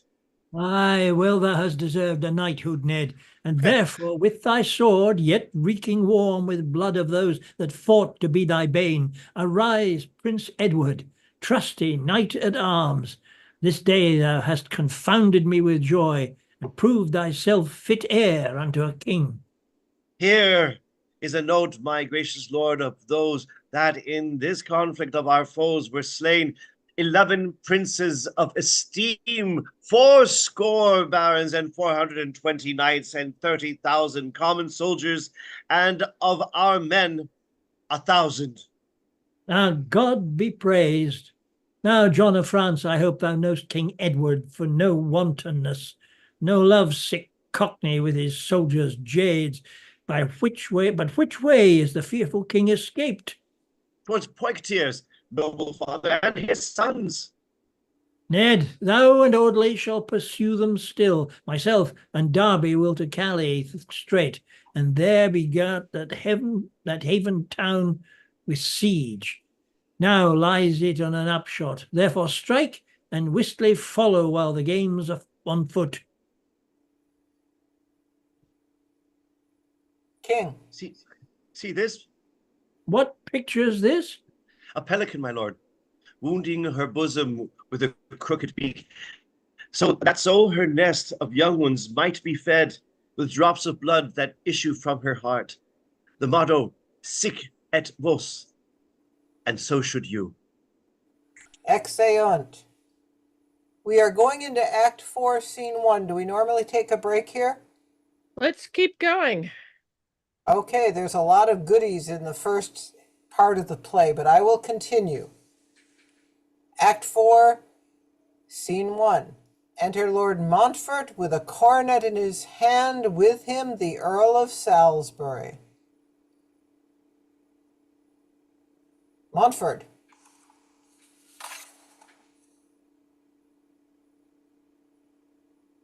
I'll read it.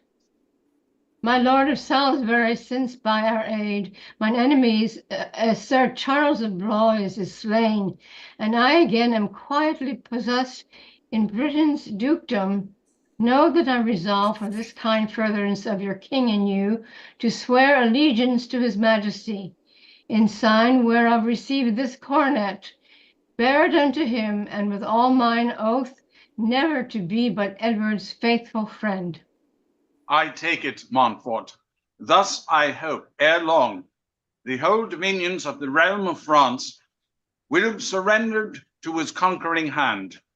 Now, Excellent. if I knew but safely how to pass, I would to Calais gladly meet his grace, whether I am by letters certified, yet he intends to have his host removed. It shall be so, this policy will serve. Ho, who's within? Bring Villiers to me. Enter Villiers. Villiers, thou knowest thou art my prisoner, and that I might for ransom, if I would, require 100,000 francs, or else retain and keep thee captive still. But so it is that for a smaller charge thou mayest be quit, and if thou wilt thyself, and this is it, procure me but a passport of Charles the Duke of Normandy, that I, without restraint, may have recourse to Calais through all the countries where he hath to do, which thou mayest easily obtain, I think, by reason I have often heard thee say. He and thou were students once together, and then thou shalt be set at liberty. How sayest thou? Wilt thou undertake to do it? I will, my lord, but I must speak with him. Why, so thou shalt. Take horse and post from hence. Only before thou goest, swear by thy faith that if thou canst not compass my desire, thou wilt return my prisoner back again, and that shall be sufficient warrant for me. To that condition I agree, my lord, and will unfeignedly perform the same. He exits. Farewell, Villiers. Thus once I mean to try a French man's faith. Exit. Act 4, Scene 2. Enter King Edward and Derby with soldiers. Since they refuse our proffered league, my lord, and will not ope their gates and let us in, we will entrench ourselves on every side, that neither victuals nor supply of men may come to succour this accursed town. Famine shall combat where our swords are stopped. Enter 6 poor Frenchmen. Promised aid that made them stand aloof is now retired and gone another way. It will repent them of their stubborn will. But what are these poor ragged slaves, my lord? Ask what they are. It seems they come from Calais. You wretched patterns of despair and woe. What are your living men, or gliding ghosts, crept from your graves to walk upon the earth? No ghost, my lord, but men that breathe a life, far worse than is the quiet sleep of death. We are distressed, poor inhabitants that long have been deceased, sick and lame, and now, because we are not fit to serve, the captain of the town hath thrust us forth, that so expensive victuals may be saved. A charitable deed, no doubt, and worthy praise. But how do you imagine then to speed? We are your enemies. In such a case, we can no less but put you to the sword, since when we proffered truce, it was refused. And so, if your grace is no otherwise vouchsafe as welcome, death is unto us as life. Poor silly men, much wronged and more distressed. Go, Derby, go, and see they be relieved.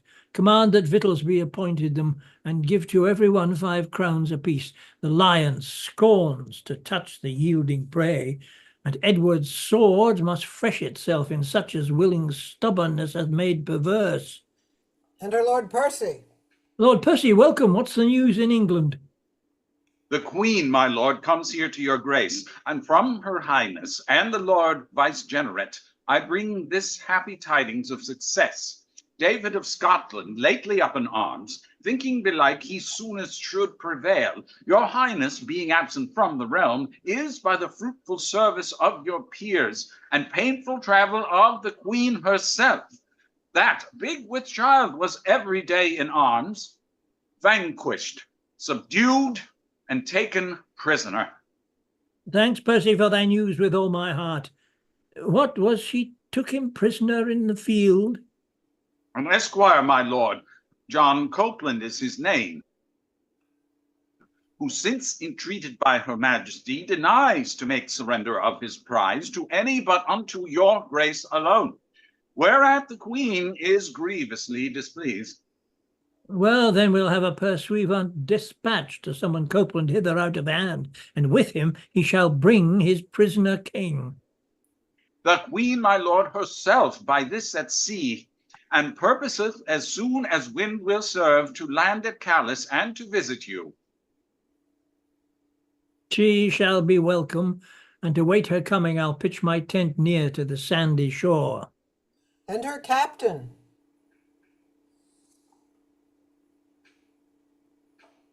The Burgess of Calais, mighty king, have by a council willingly decreed to yield the town and castle to your hands, upon condition it will please your grace to grant them benefit of life and goods. They will so. Then belike they may command, dispose, elect, and govern as they list. No, sirrah, tell them since they did refuse our princely clemency at first proclaimed, they shall not have it now, although they will accept of naught but fire and sword. Except within these 2 days 6 of them that are the wealthiest merchants in the town come naked all but for their linen shirts, each with a halter hanged about his neck, and prostrate yield themselves upon their knees to be afflicted, hanged, or what I please. And so you may inform their masterships. Excellent. Why, this is to trust a broken staff. Had we not been persuaded, John our king would with his army him have relieved the town, we had not stood upon defiance so. But now 'tis past that no man can recall, and better some do go to wax than all. Exit. Act 4, Scene 3. Enter Charles of Normandy and Villiers. Would his army have relieved the town? We had not stopped upon defiance so, but now 'tis past that no man can recall, and better some do go to wrack than all.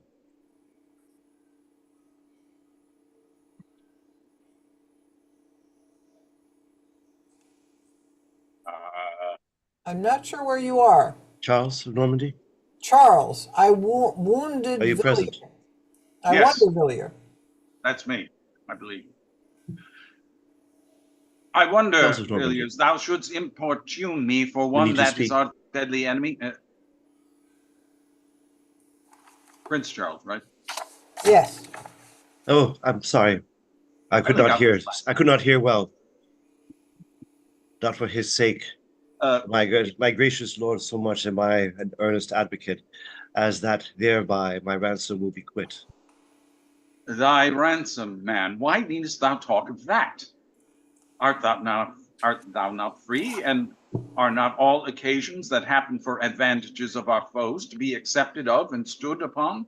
No good, my lord, except the same be just, for profit must with honor be commixed, or else our actions are but scandalous. But letting pass these intricate objections, will't please your highness to subscribe, or no? Villiers, I will not, nor I cannot do it. Salisbury shall not have his will so much to claim passport, how it pleases himself. Why then I know the extremity, my lord. I must return to prison whence I came. Return, I hope thou wilt not. What bird that hath escaped the fowler's gin will not beware how she's ensnared again. Or what is he so senseless and secure that having hardly passed the dangerous gulf will put himself in peril there again? Ah, but it is mine oath, my gracious lord, which I in conscience may not violate, or else a kingdom should not draw me hence. Thine oath, why that doth bind thee to abide? Hast thou not sworn obedience to thy prince? In all things that uprightly he commands, but either to persuade or threaten me, not to perform the covenant of my word, is lawless, and I need not to obey. Why, it is lawful for a man to kill and not to.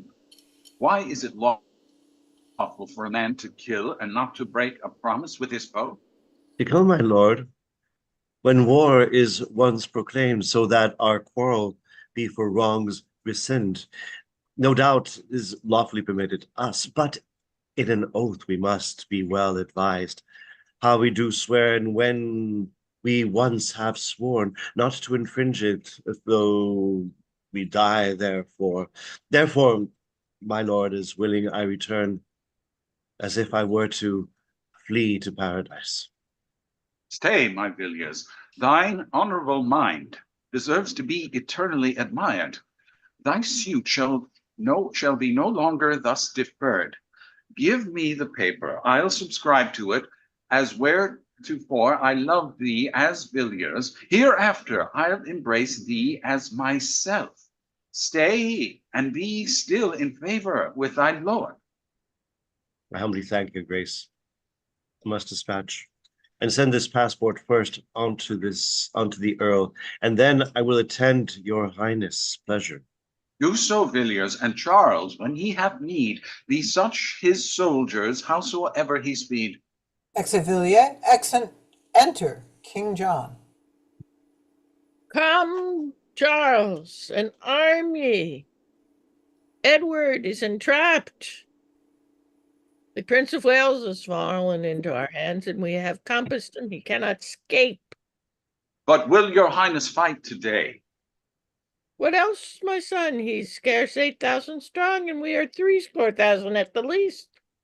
I have a prophecy, my gracious lord, wherein it is written what success is like to happen us in this outrageous war. It was delivered me at Cress's field by one that is an aged hermit there.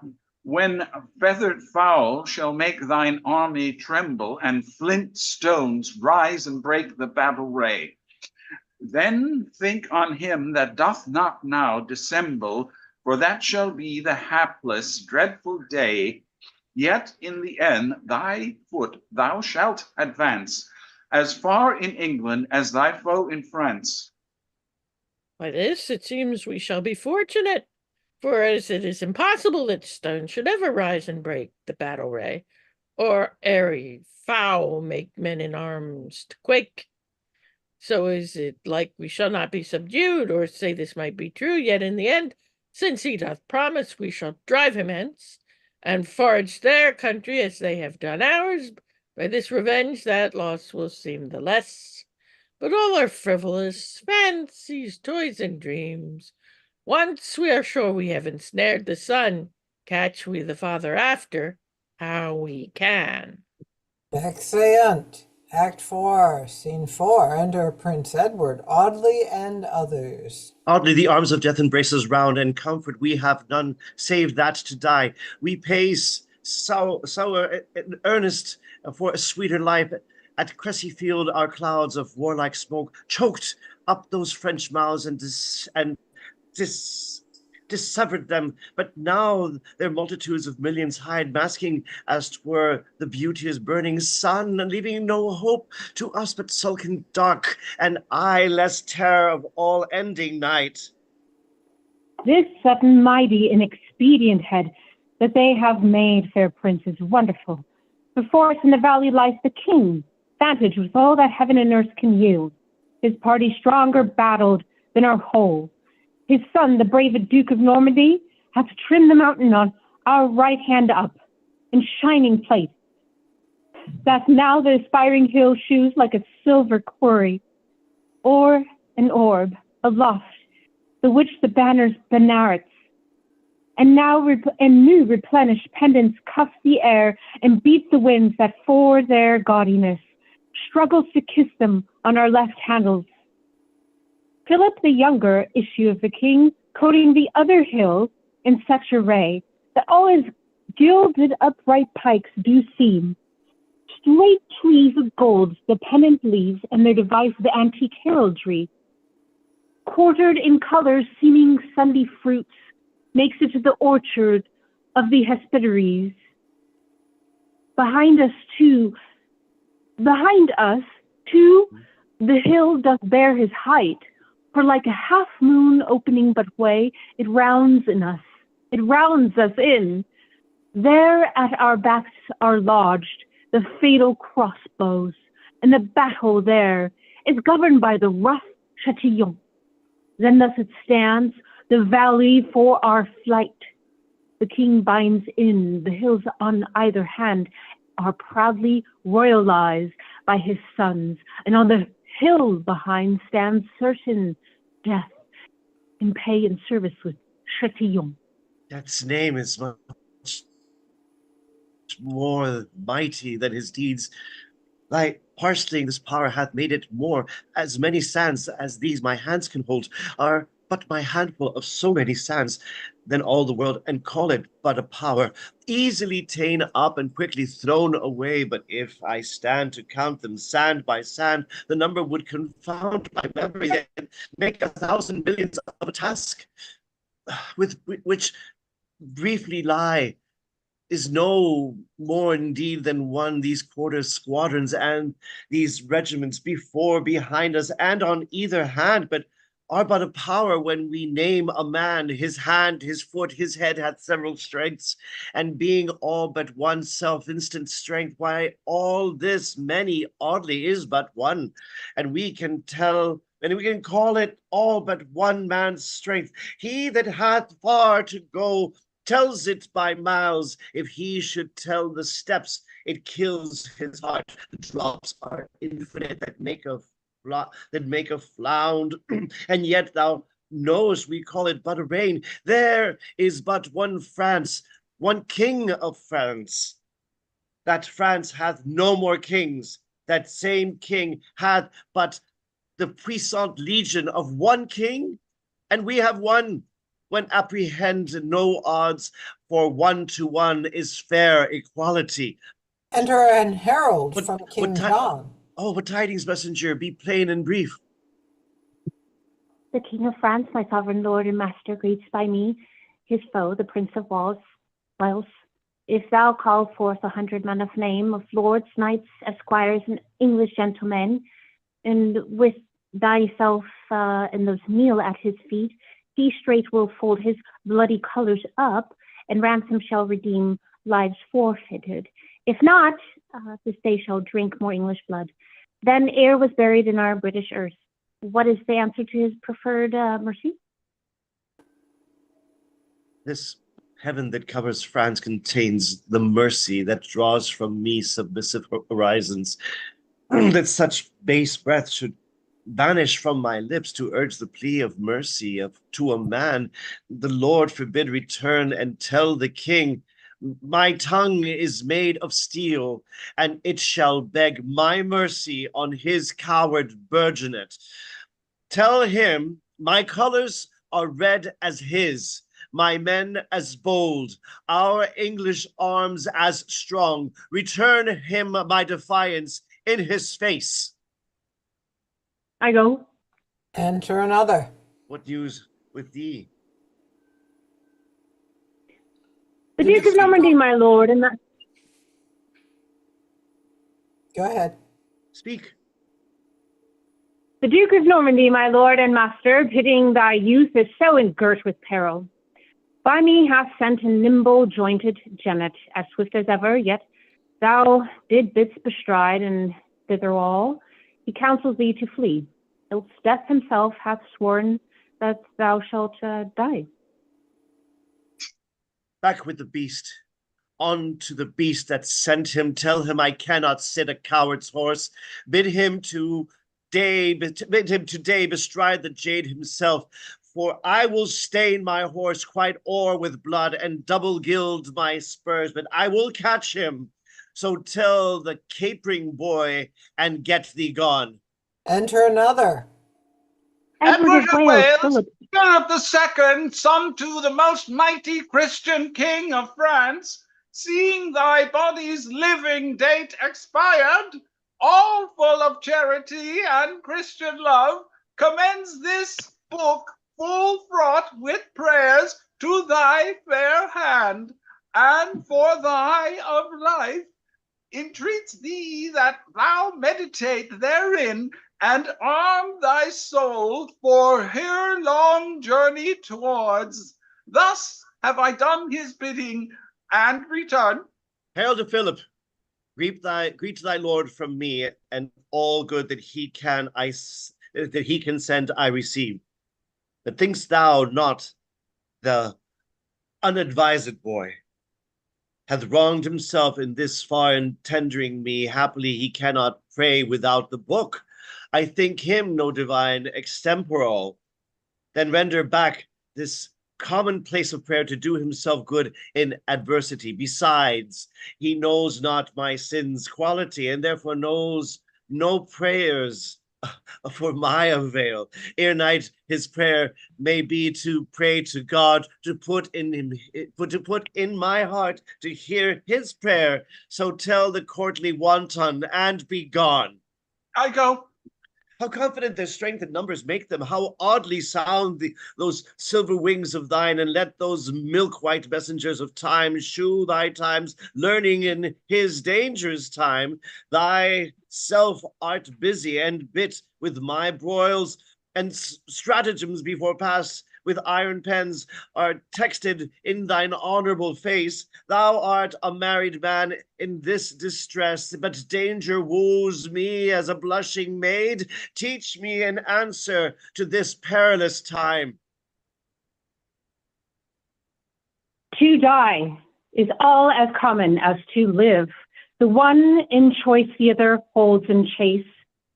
For from the instant we begin to live, we do pursue and hunt the time to die. First bud we, then we blow, and after seed, then presently we fall. And as the shade follows the body, so we follow death. If then we hunt for death, why do we fear it? If we fear it, why do we follow it? If we do fear, how can we shun it? If we do fear, with fear we do but aid the thing we fear to seize on us the sooner. If we fear not, then no resolve proffer can overthrow the limit of our fate. For whether ripe or rotten drop, we shall, as we do draw the lottery of our doom. Ah, good old man, 1,000,000 armors these words of thine have buckled on my back.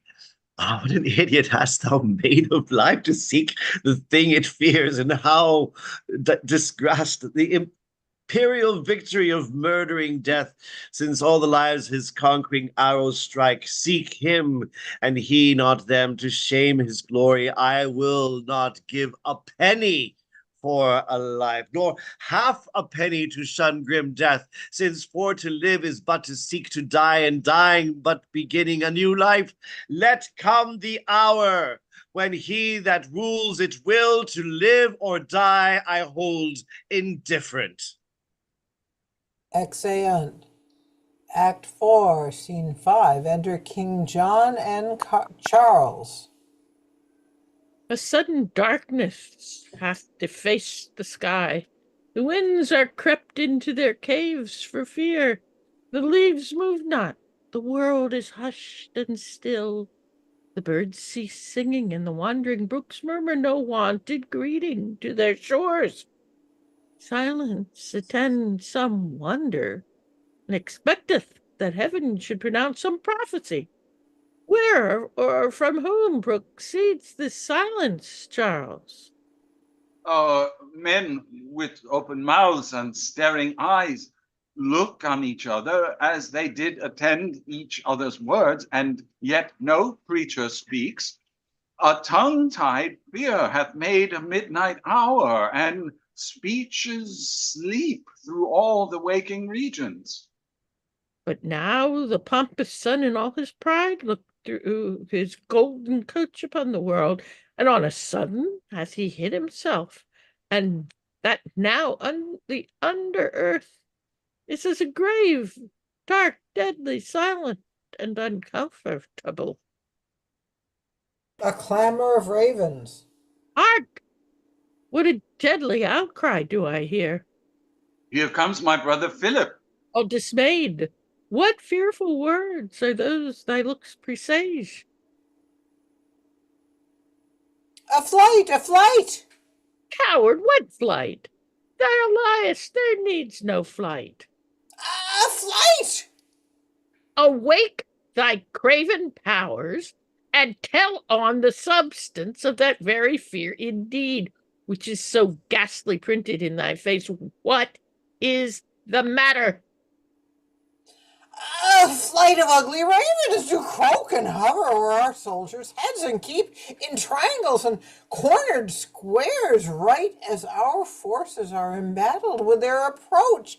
There came the sudden fog, which now hath hid the airy flower of heaven and made a noon, a night unnatural upon the quaking and dismayed world. In brief, our soldiers have let fall their arms and stand like metamorphosed images, bloodless and pale, one gazing on another. I call to mind the prophecy, but I must give no entrance to a fear. Return and hearten up these yielding souls. Tell them the ravens, seeing them in arms, so many fair against a famished few, came but to dine upon their handiwork, and prey upon the carrion that they kill. For when we see a horse laid down to die, although not dead, the ravenous birds sit watching the departure of his life. Even so, these ravens, for the carcasses of those poor English that are marked to die, hover about, and if they cry to us, 'tis but for meat that we must kill for them. Away and comfort up, my soldiers, and sound the trumpets, and at once dispatch this little business of a silly fraud. Exit the prince.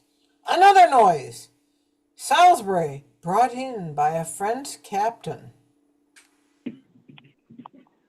The Romulus, the knight and 40 more, of whom the better part are slain and fled, with all endeavor sought to break our ranks, and mark their way to the incompetent prince. Dispose of him as please your majesty. Go, and the next foul soldier that thou seest, disgrace it with his body presently. Or I do hold a tree in France too good to be the gallows of an English thief. My lord of Normandy, I have your pass and warrant for my safety through this land. Villers procured it for thee, did he not? He did. And it is current, thou shalt freely pass. I freely to the gallows, to be hanged without denial or impediment. Away with him.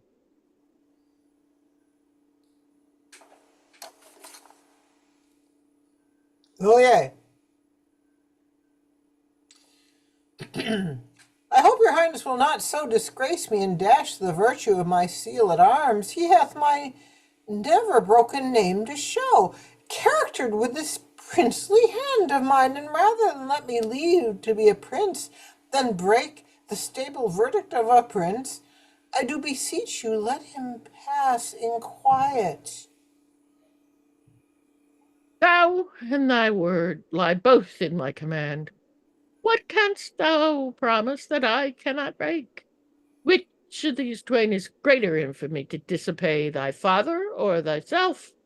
Thy word nor no man's may exceed his power. nor that same man doth never break his word that keeps it to the utmost of his power. The breach of faith dwells in the soul's consent, which if thyself without consent do break, thou art not charged with the breach of faith. Go hang him, for thy license lies in me, and my constraint stands the excuse for me. What? Am I not a soldier in my word? Then, arms at you, and let them fight that list.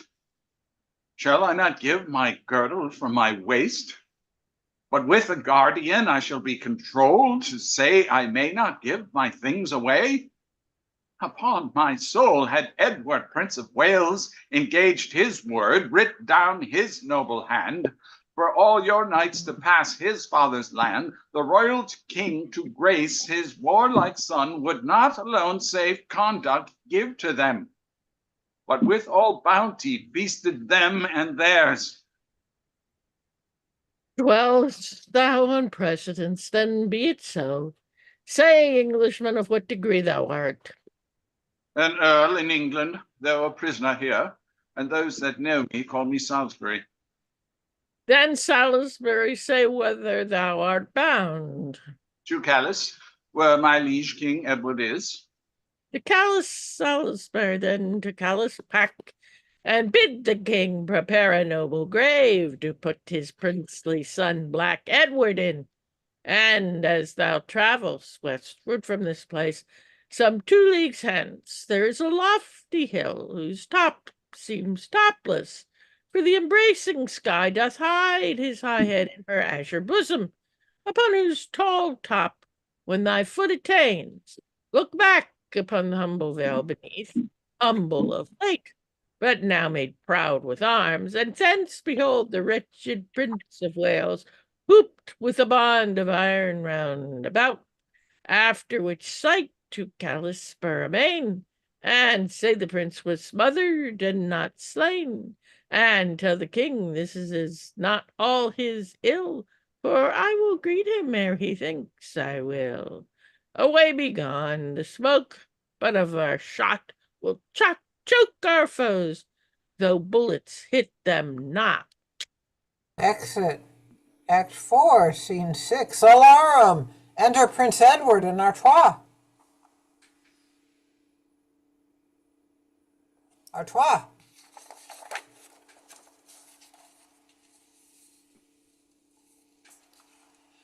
How fares your grace? Are you not shot, my lord? No, dear Artois, but choked with dust and smoke, and step aside for breath and fresher air. Breathe in. And to it again, the amazed French are quite distract with gazing on the crows. And were our quivers full of shafts again, your grace should see a glorious day of this. Oh, from our arrows, lord, that's our want. Courage, Artois, a fig of feathered shafts, when feathered fowls do bandy on our side. What need we fight and sweat and keep a coil when railing crows outscold our adversaries? Up, Artois, the ground itself is armed. Fire-containing flint, command our bows, and to hurl away their pretty colored yew, and to it with stone. Away, Artois, away! My soul doth prophesy, we win the day. Exeunt. Alarum! Enter King John. The multitudes are in themselves confounded, dismayed, and distraught. Swift starting fear hath buzzed a cold dismay through all our army, and every petty disadvantage prompts the fear possessed abject soul to flee. My soul, whose spirit is steel, and to their dull lead, what with recalling of the prophecy that our native stones from English arms rebel against us, find myself attained with strong surprise of weak and yielding fear. Enter Charles. Charles. Fly, father, fly. The French do kill the French. Some that would stand let drive at some that fly. Our drums strike nothing but discouragement. Our trumpets sound dishonor and retire. The spirit of fear that feareth naught but death cowardly works confusion on itself. Enter Philip. Pluck out your eyes and seen not this day's shame. An arm hath beaten army. One poor David hath with a stone full 20 stout Goliaths. Some 20 naked starvelings with small flints hath driven back a puissant host of men, arid and fenced in all accomplishments. Mordieu, they quite us and kill us up, and no less than 40,000 wicked elders have 40 lean slaves this day stoned to death. Oh, that I were some other countryman. This day has set derision on the French, and all the world will blurt and scorn at us. What, is there no hope left? No hope but death to bury our shame. Make up once more with me the 20th part of those that live are men enow to quail, the feeble handful on the adverse part. Then charge again. If heaven be not opposed, we cannot lose the day. On away! Exeunt. Enter, Audley, wounded, and rescued by 2 squires. How fares my lord? Even as a man may do that dines of such a bloody feast as this. I hope, my lord, that is no mortal scar. No matter if it be. The count is cast, and then the worst ends but a mortal man. Good friends, convey me to the princely Edward, that in the crimson bravery of my blood, I may become him with saluting him. I'll smile and tell him that this open scar doth end the harvest of his Audley war. Exit. Act 4, Scene 7. Enter Prince Edward, King John, Charles, and all with ensign spread. Retreat is sounded. Now, John in France, and lately, John of France, thy bloody ensigns are my captive colors, and you high vaunting Charles of Normandy, that once today sent me a horse to flee, are now the subjects of my clemency. By lords, it is not a shame that English boys, whose early days are yet not worth a beard, should in the bosom of your kingdom thus on 1 against 20, be8 you up together.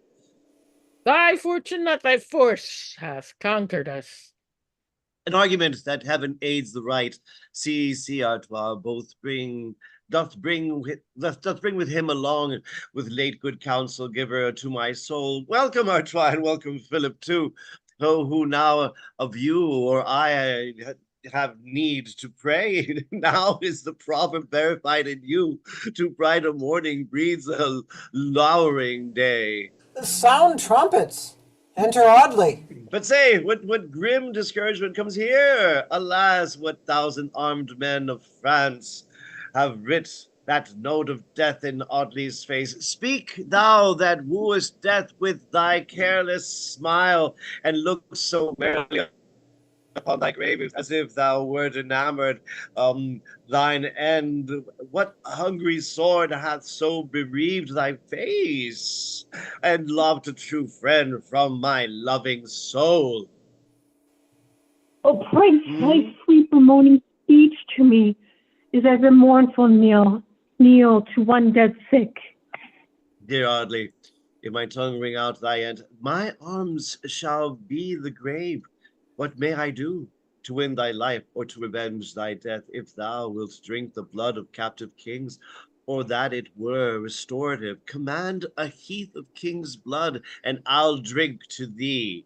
If honor may dispense for thee with death, the never dying honor of this day, share wholly, Audley, to thyself and live.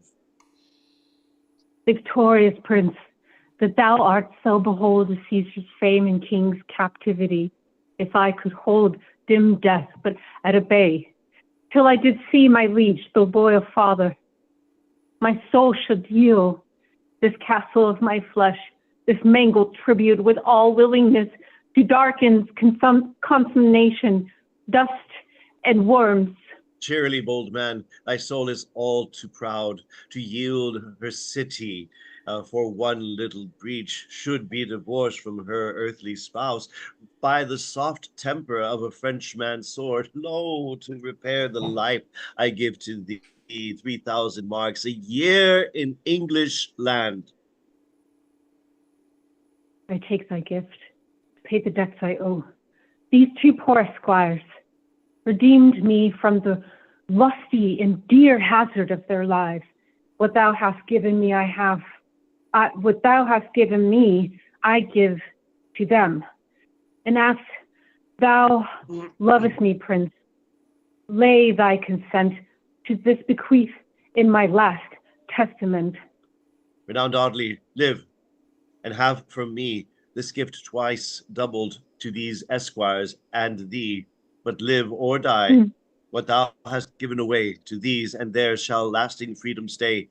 Come, gentlemen, I will see my friend bestowed with an easy litter, and we'll march toward Calais with triumphant pace unto my royal father, and there bring the tribute of my wars, fair France his king. Exeunt.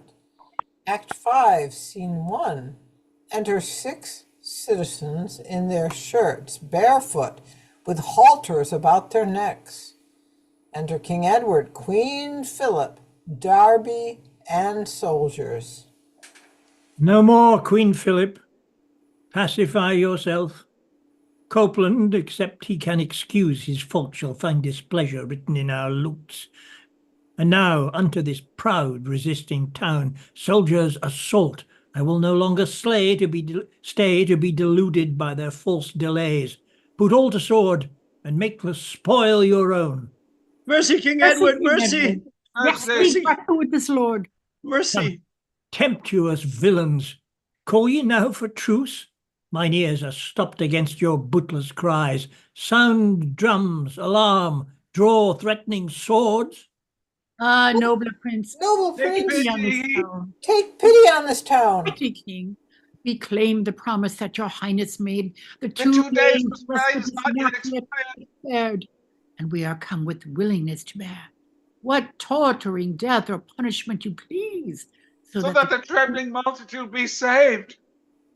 My promise, well, I do confess as much, but I require the chiefest citizens and men of most account that should submit. You peradventure are but servile grooms, or some felonious robbers on the sea, whom apprehended law would execute, albeit severity lay dead in us. No, no, it cannot overreach us thus. The sun, dread lord, that in the western fall beholds us now low brought through misery, did in the orient purple of the morn salute our coming forth when we were known, or may our portion be with damned fiends. If it be so, then let our covenant stand. We take possession of the town in peace, but for yourselves look you for no remorse. But as imperial justice hath decreed, your bodies shall be dragged about these walls, and after feel the stroke of quartering steel. This is your doom. Go, soldiers, see it done. Be more moderate unto these yielding men. It is a glorious thing to establish peace, and kings approach the nearest to God by giving life and safety unto men. As thou intendest to be king of France, so let her people live to call thee king. For what the sword cuts down or fire hath spoiled is held in reputation none of ours.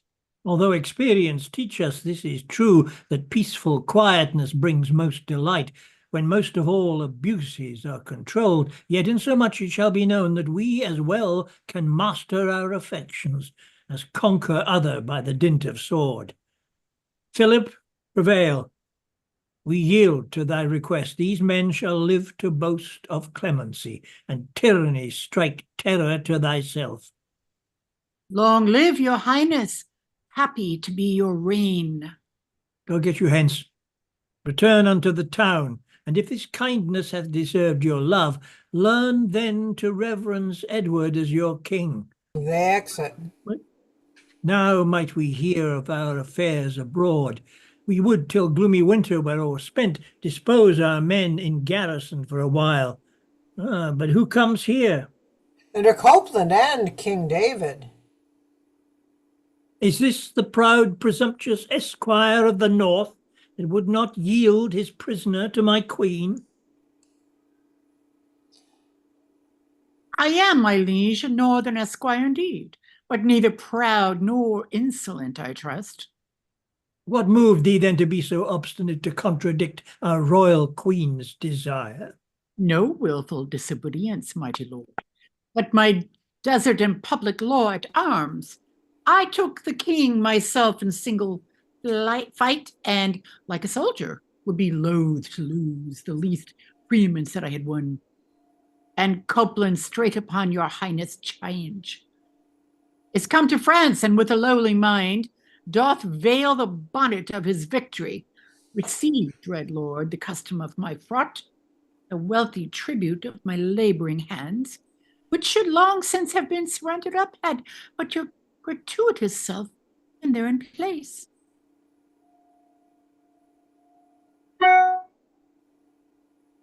But Copeland, thou didst scorn the king's command, neglecting our commission in his name.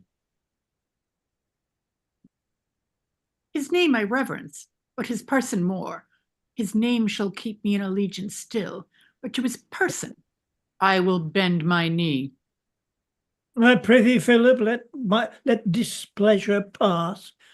This man doth please me, and I like his words, for what is he that will attempt great deeds and lose the glory that ensues the fame? All rivers have recourse unto the sea, and Copeland's faith relation to his king. Kneel therefore down, now rise King Edward's knight, and to maintain thy state I freely give 500 marks a year to thee and thine. Welcome, Lord Salisbury.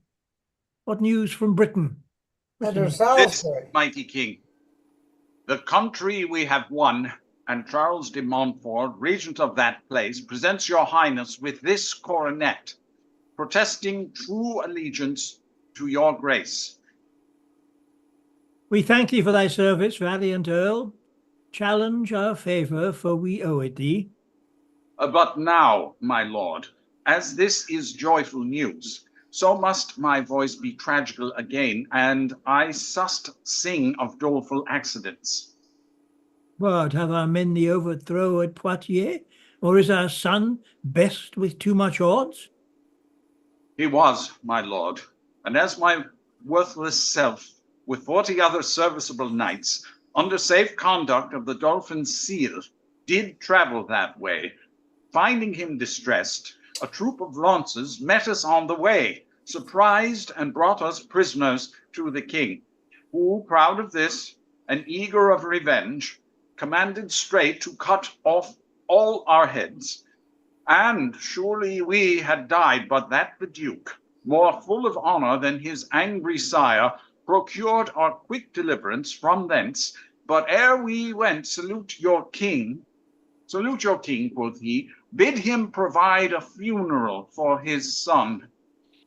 Today our sword shall cut his thread of life, and sooner than he thinks we'll be with him, to quittance those displeasures he hath done. This said, we passed, not daring to reply. Our hearts were dead, our looks diffused and wan. Wandering at last, we climbed unto a hill, from whence, although our grief were much before, yet now to see the occasion with our eyes did thrice so much increase our heaviness. For there, my lord, oh there we did descry, down in a valley, how both armies lay. The French had cast their trenches like a ring, and every barricado's open front was thick embossed with brazen ordnance. Here stood a battle of 10,000 horse. There twisted as many pikes in quadrant wise, here crossbows and deadly wounding darts, and in the midst, like to a slender point, within the compass of the horizon, as 'twere a rising bubble in the sea. A hassel wand amidst a wood of pines, or as a bear fast chained unto a stake, stood famous Edward, still expecting when those dogs of France would fasten on his flesh. Anon the death-procuring knells begins. Off go the cannons that with trembling noise did shake the very mountain where they stood. Then sounded the trumpets' clangor in the air, the battles join, and when we could no more discern the difference twixt the friend and foe, so intricate the dark confusion was, away we turned our watery eyes with sighs, as black as powder fuming into smoke.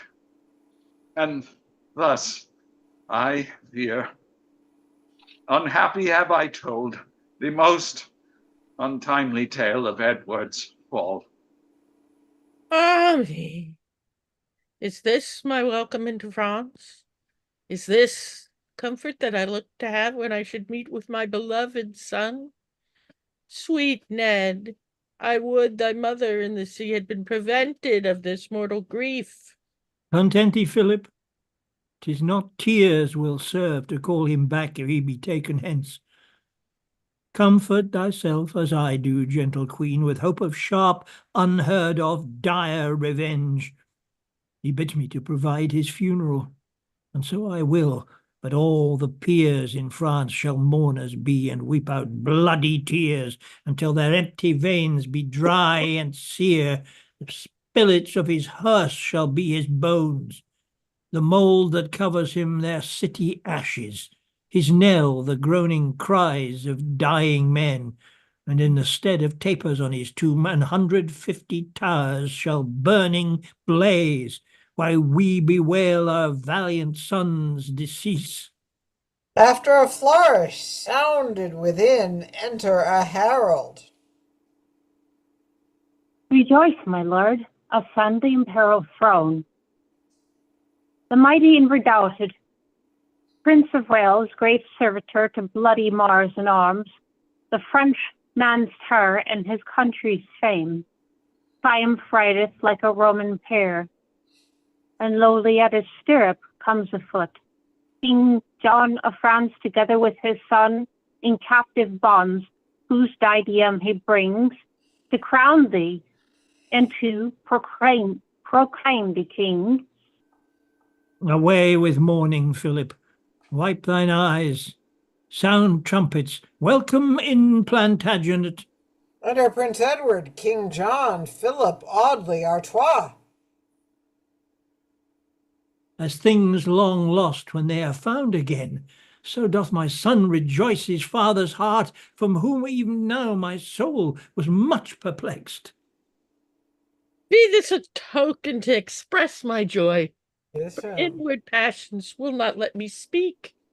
My gracious father, here receive the gift, this wreath of conquest and reward of war, got with a mickle peril of our lives, as ere was thing of price before this day. Install your highness in your proper right, and here withal I render to your hands these prisoners, chief occasion of our strife. So, John of France, I see you keep your word. You promised to be sooner with ourselves than we did think for, and 'tis so indeed. But had you done at first, as now you do, how many civil towns had stood untouched, that now are turned to ragged heaps of stones? How many people's lives might thou have saved that are untimely sunk into their graves?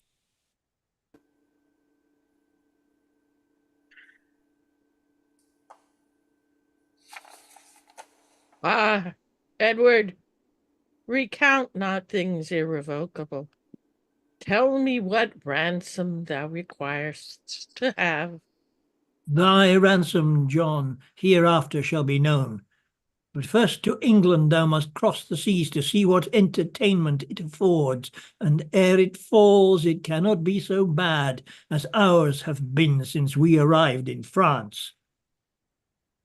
Accursed man, of this I was foretold, but did misconster what the prophet told. Prince Philip?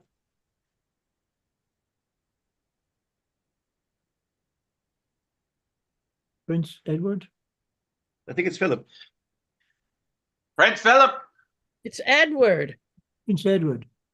Now, Father, this petition Edward makes to thee, whose grace hath been the strongest shield, that as thy pleasure chose of me for the man to be the instrument to shew thy power, so thou wilt grant that many princes more, bred and brought up within that little isle, may still be famous for like victories. And for my part, the bloody scars I bear, the weary nights, those weary nights that I have watched and feel, the dangerous conflicts that I have often had, the fearful menaces were proffered me, the heat and cold and what else might displease, I wish were now redoubled 20-fold, so that hereafter ages, when they read the painful traffic of my tender youth, might thereby be inflamed with such resolve as not the territories of France alone, but likewise Spain, Turkey, and what countries else that justly would provoke fair England's ire might at their presence tremble and retire. Here, English lords, we do proclaim a rest, an intercession of our painful arms. Sheath up your swords, refresh your weary limbs, peruse your spoils, and after we have breathed a day or two within this haven town, God willing, then for England we'll be shipped, where in a happy hour I trust we shall arrive, 3 kings, 2 princes, and a queen. Vinny. Yeah. 3 kings, 2 princes, and a queen. Bravo. Bravo. Bravo, bravo, well done, bravo, bravo. Great job, everyone. Thank you so much. Thanks, Paul. It was fun. Confusing, but fun. Well, yeah. You know, there were so many wild talking ride. points. There were so many talking points in there. I know that Virginia had mentioned that the seduction of the Countess of Salisbury was factual, and I did read into that. And they said they couldn't verify that that specific person was pursued by Edward III, but someone was, and there was a very nasty rumor that she killed herself over it. Oh, dear. So I suspect this is the most Wow. propagandized play of all the Shakespeare works, and it was addressed in a very artful way that subdued that whole rumor that he had actually violated someone that went on to kill herself. I mean, it was a horrible story. But this addressed it and dismissed it in a very artistic way. Oh. Wow. Fascinating. Oh yeah, I Where wasn't did you familiar get that Where did you get that information? May I ask? What source? Googling all over the place. But they did. It was said that there was Wikipedia, of some course. incident with Edward, and Google it was search. ugly. And, you know, if you have somebody that is being promoted as the most ideal leader of the entire reign in England, you don't want to mar it with something like that. So I think addressing it and dismissing it was a very clever thing to do. Wow, that's very interesting. Thank you. I love this play. I love Lodwick. I love the The poem bit. Oh, it's hysterical. Oh, yeah. that's the best scene. Everybody agrees that Shakespeare wrote the Lodwick scene with Edward. Whether he wrote anything else or not, that was pure Shakespeare, and it's gorgeous. I've edited that to make it a monologue for me when I audition. I think it's just priceless. Well, it's really great. It's fabulously written where she comes up with the idea that, oh, well, I'll tell you what, you kill your wife, the queen, and if you kill, then I'll kill my husband, and then we can consummate something. Well, she's brilliant because she says, kill her where she lives, which is in your heart. So if you want to kill her, you kill yourself, and then I'll kill myself. If you're willing to go that far, we'll be Romeo and Juliet. I don't care. But prove how much you love me by killing yourself. Well, there is that implication too, but Because she Can I ask a starts with technical? saying kill her, but then she moves into where does she live? She lives in your heart. yeah. Can I ask a technical question? Because I was using the PDF sent to me, emailed to me. Were people using different scripts? Because sometimes it just seemed a bit confusing. Like maybe there were typos on my script, or Yes. maybe I'm, huh? There's There so were many some funny versions. This is jumps. one version. Yeah. Was everybody well, I using think the PDF? It's also got that difficult convention that sometimes when somebody appears, the next four lines are actually theirs, not the previous speaker. But their name is in bold. And I guess sometimes that's what it that is the means. previous speaker. You know, Or they do that. abbreviated. Yeah. It changed to an This abbreviation. was all written in the day when you actually could converge and discuss and agree on how you wanted to interpret what was written. And I think that, you know, without that opportunity to pause and compare with each other, it's challenging to make sure the right person is saying the right thing. Mhm. It was also the period where you could spell words any way you fancied. Yeah. Yeah, this is no, one. I mean, we do, the All one English, source I'm for it is the Quarto.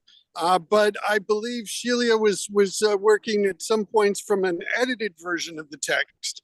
But so that because as you see, there's a lot of stuff just in the original Quarto. So that's part of the reason for Yeah. it, probably. But yeah, I do It was, encourage people to stay on the same thing so that we're Yeah. on the same text.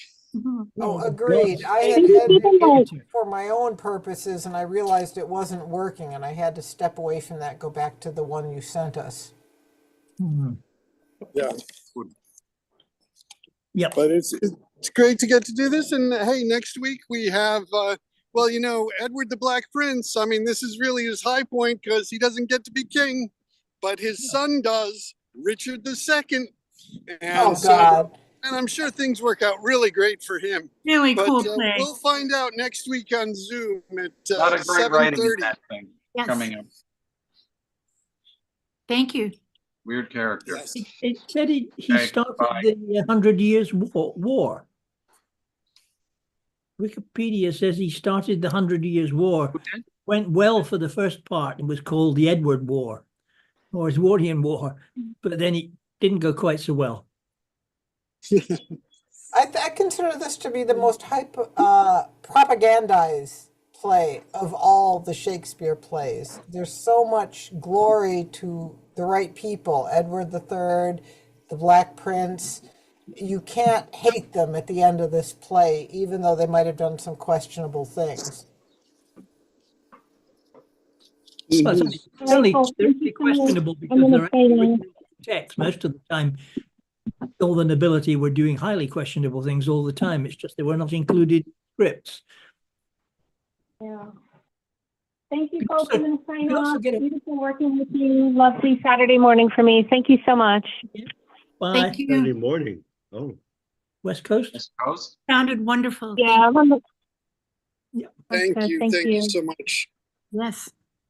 Now in the last confusion, see, the thing is that Philip enters in at the last scene, and then John speaks, and then the next one, which is not PR but PRI. Now, Father, this petition Edward makes. Why would I say that? That's talking in the third person, referring to yourself in the third person. I'm not talking to John saying, listen to what King Edward is saying. Yeah. No, you're identifying yourself in the third person. The royal we? Well, that's that too.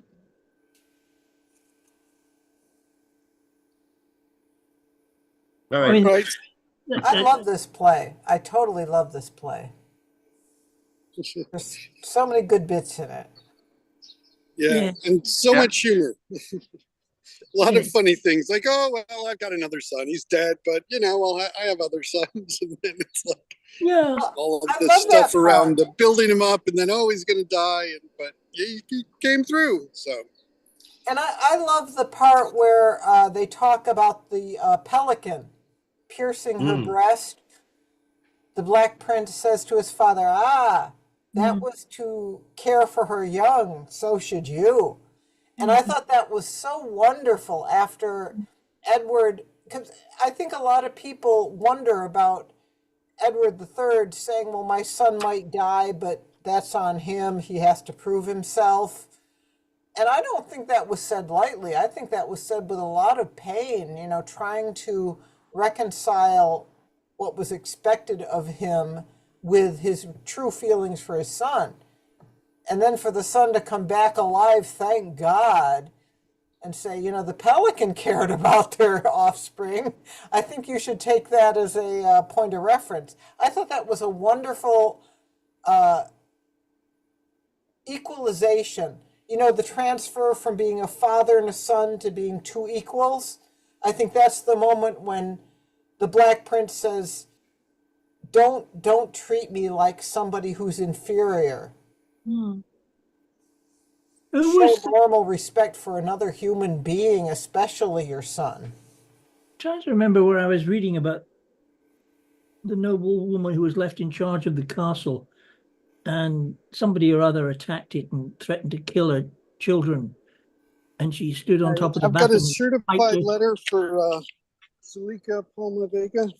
Oh, he's delivering important stuff It's now. from Social Security. Oh. All right. It's been lovely playing with you guys. We'll play soon.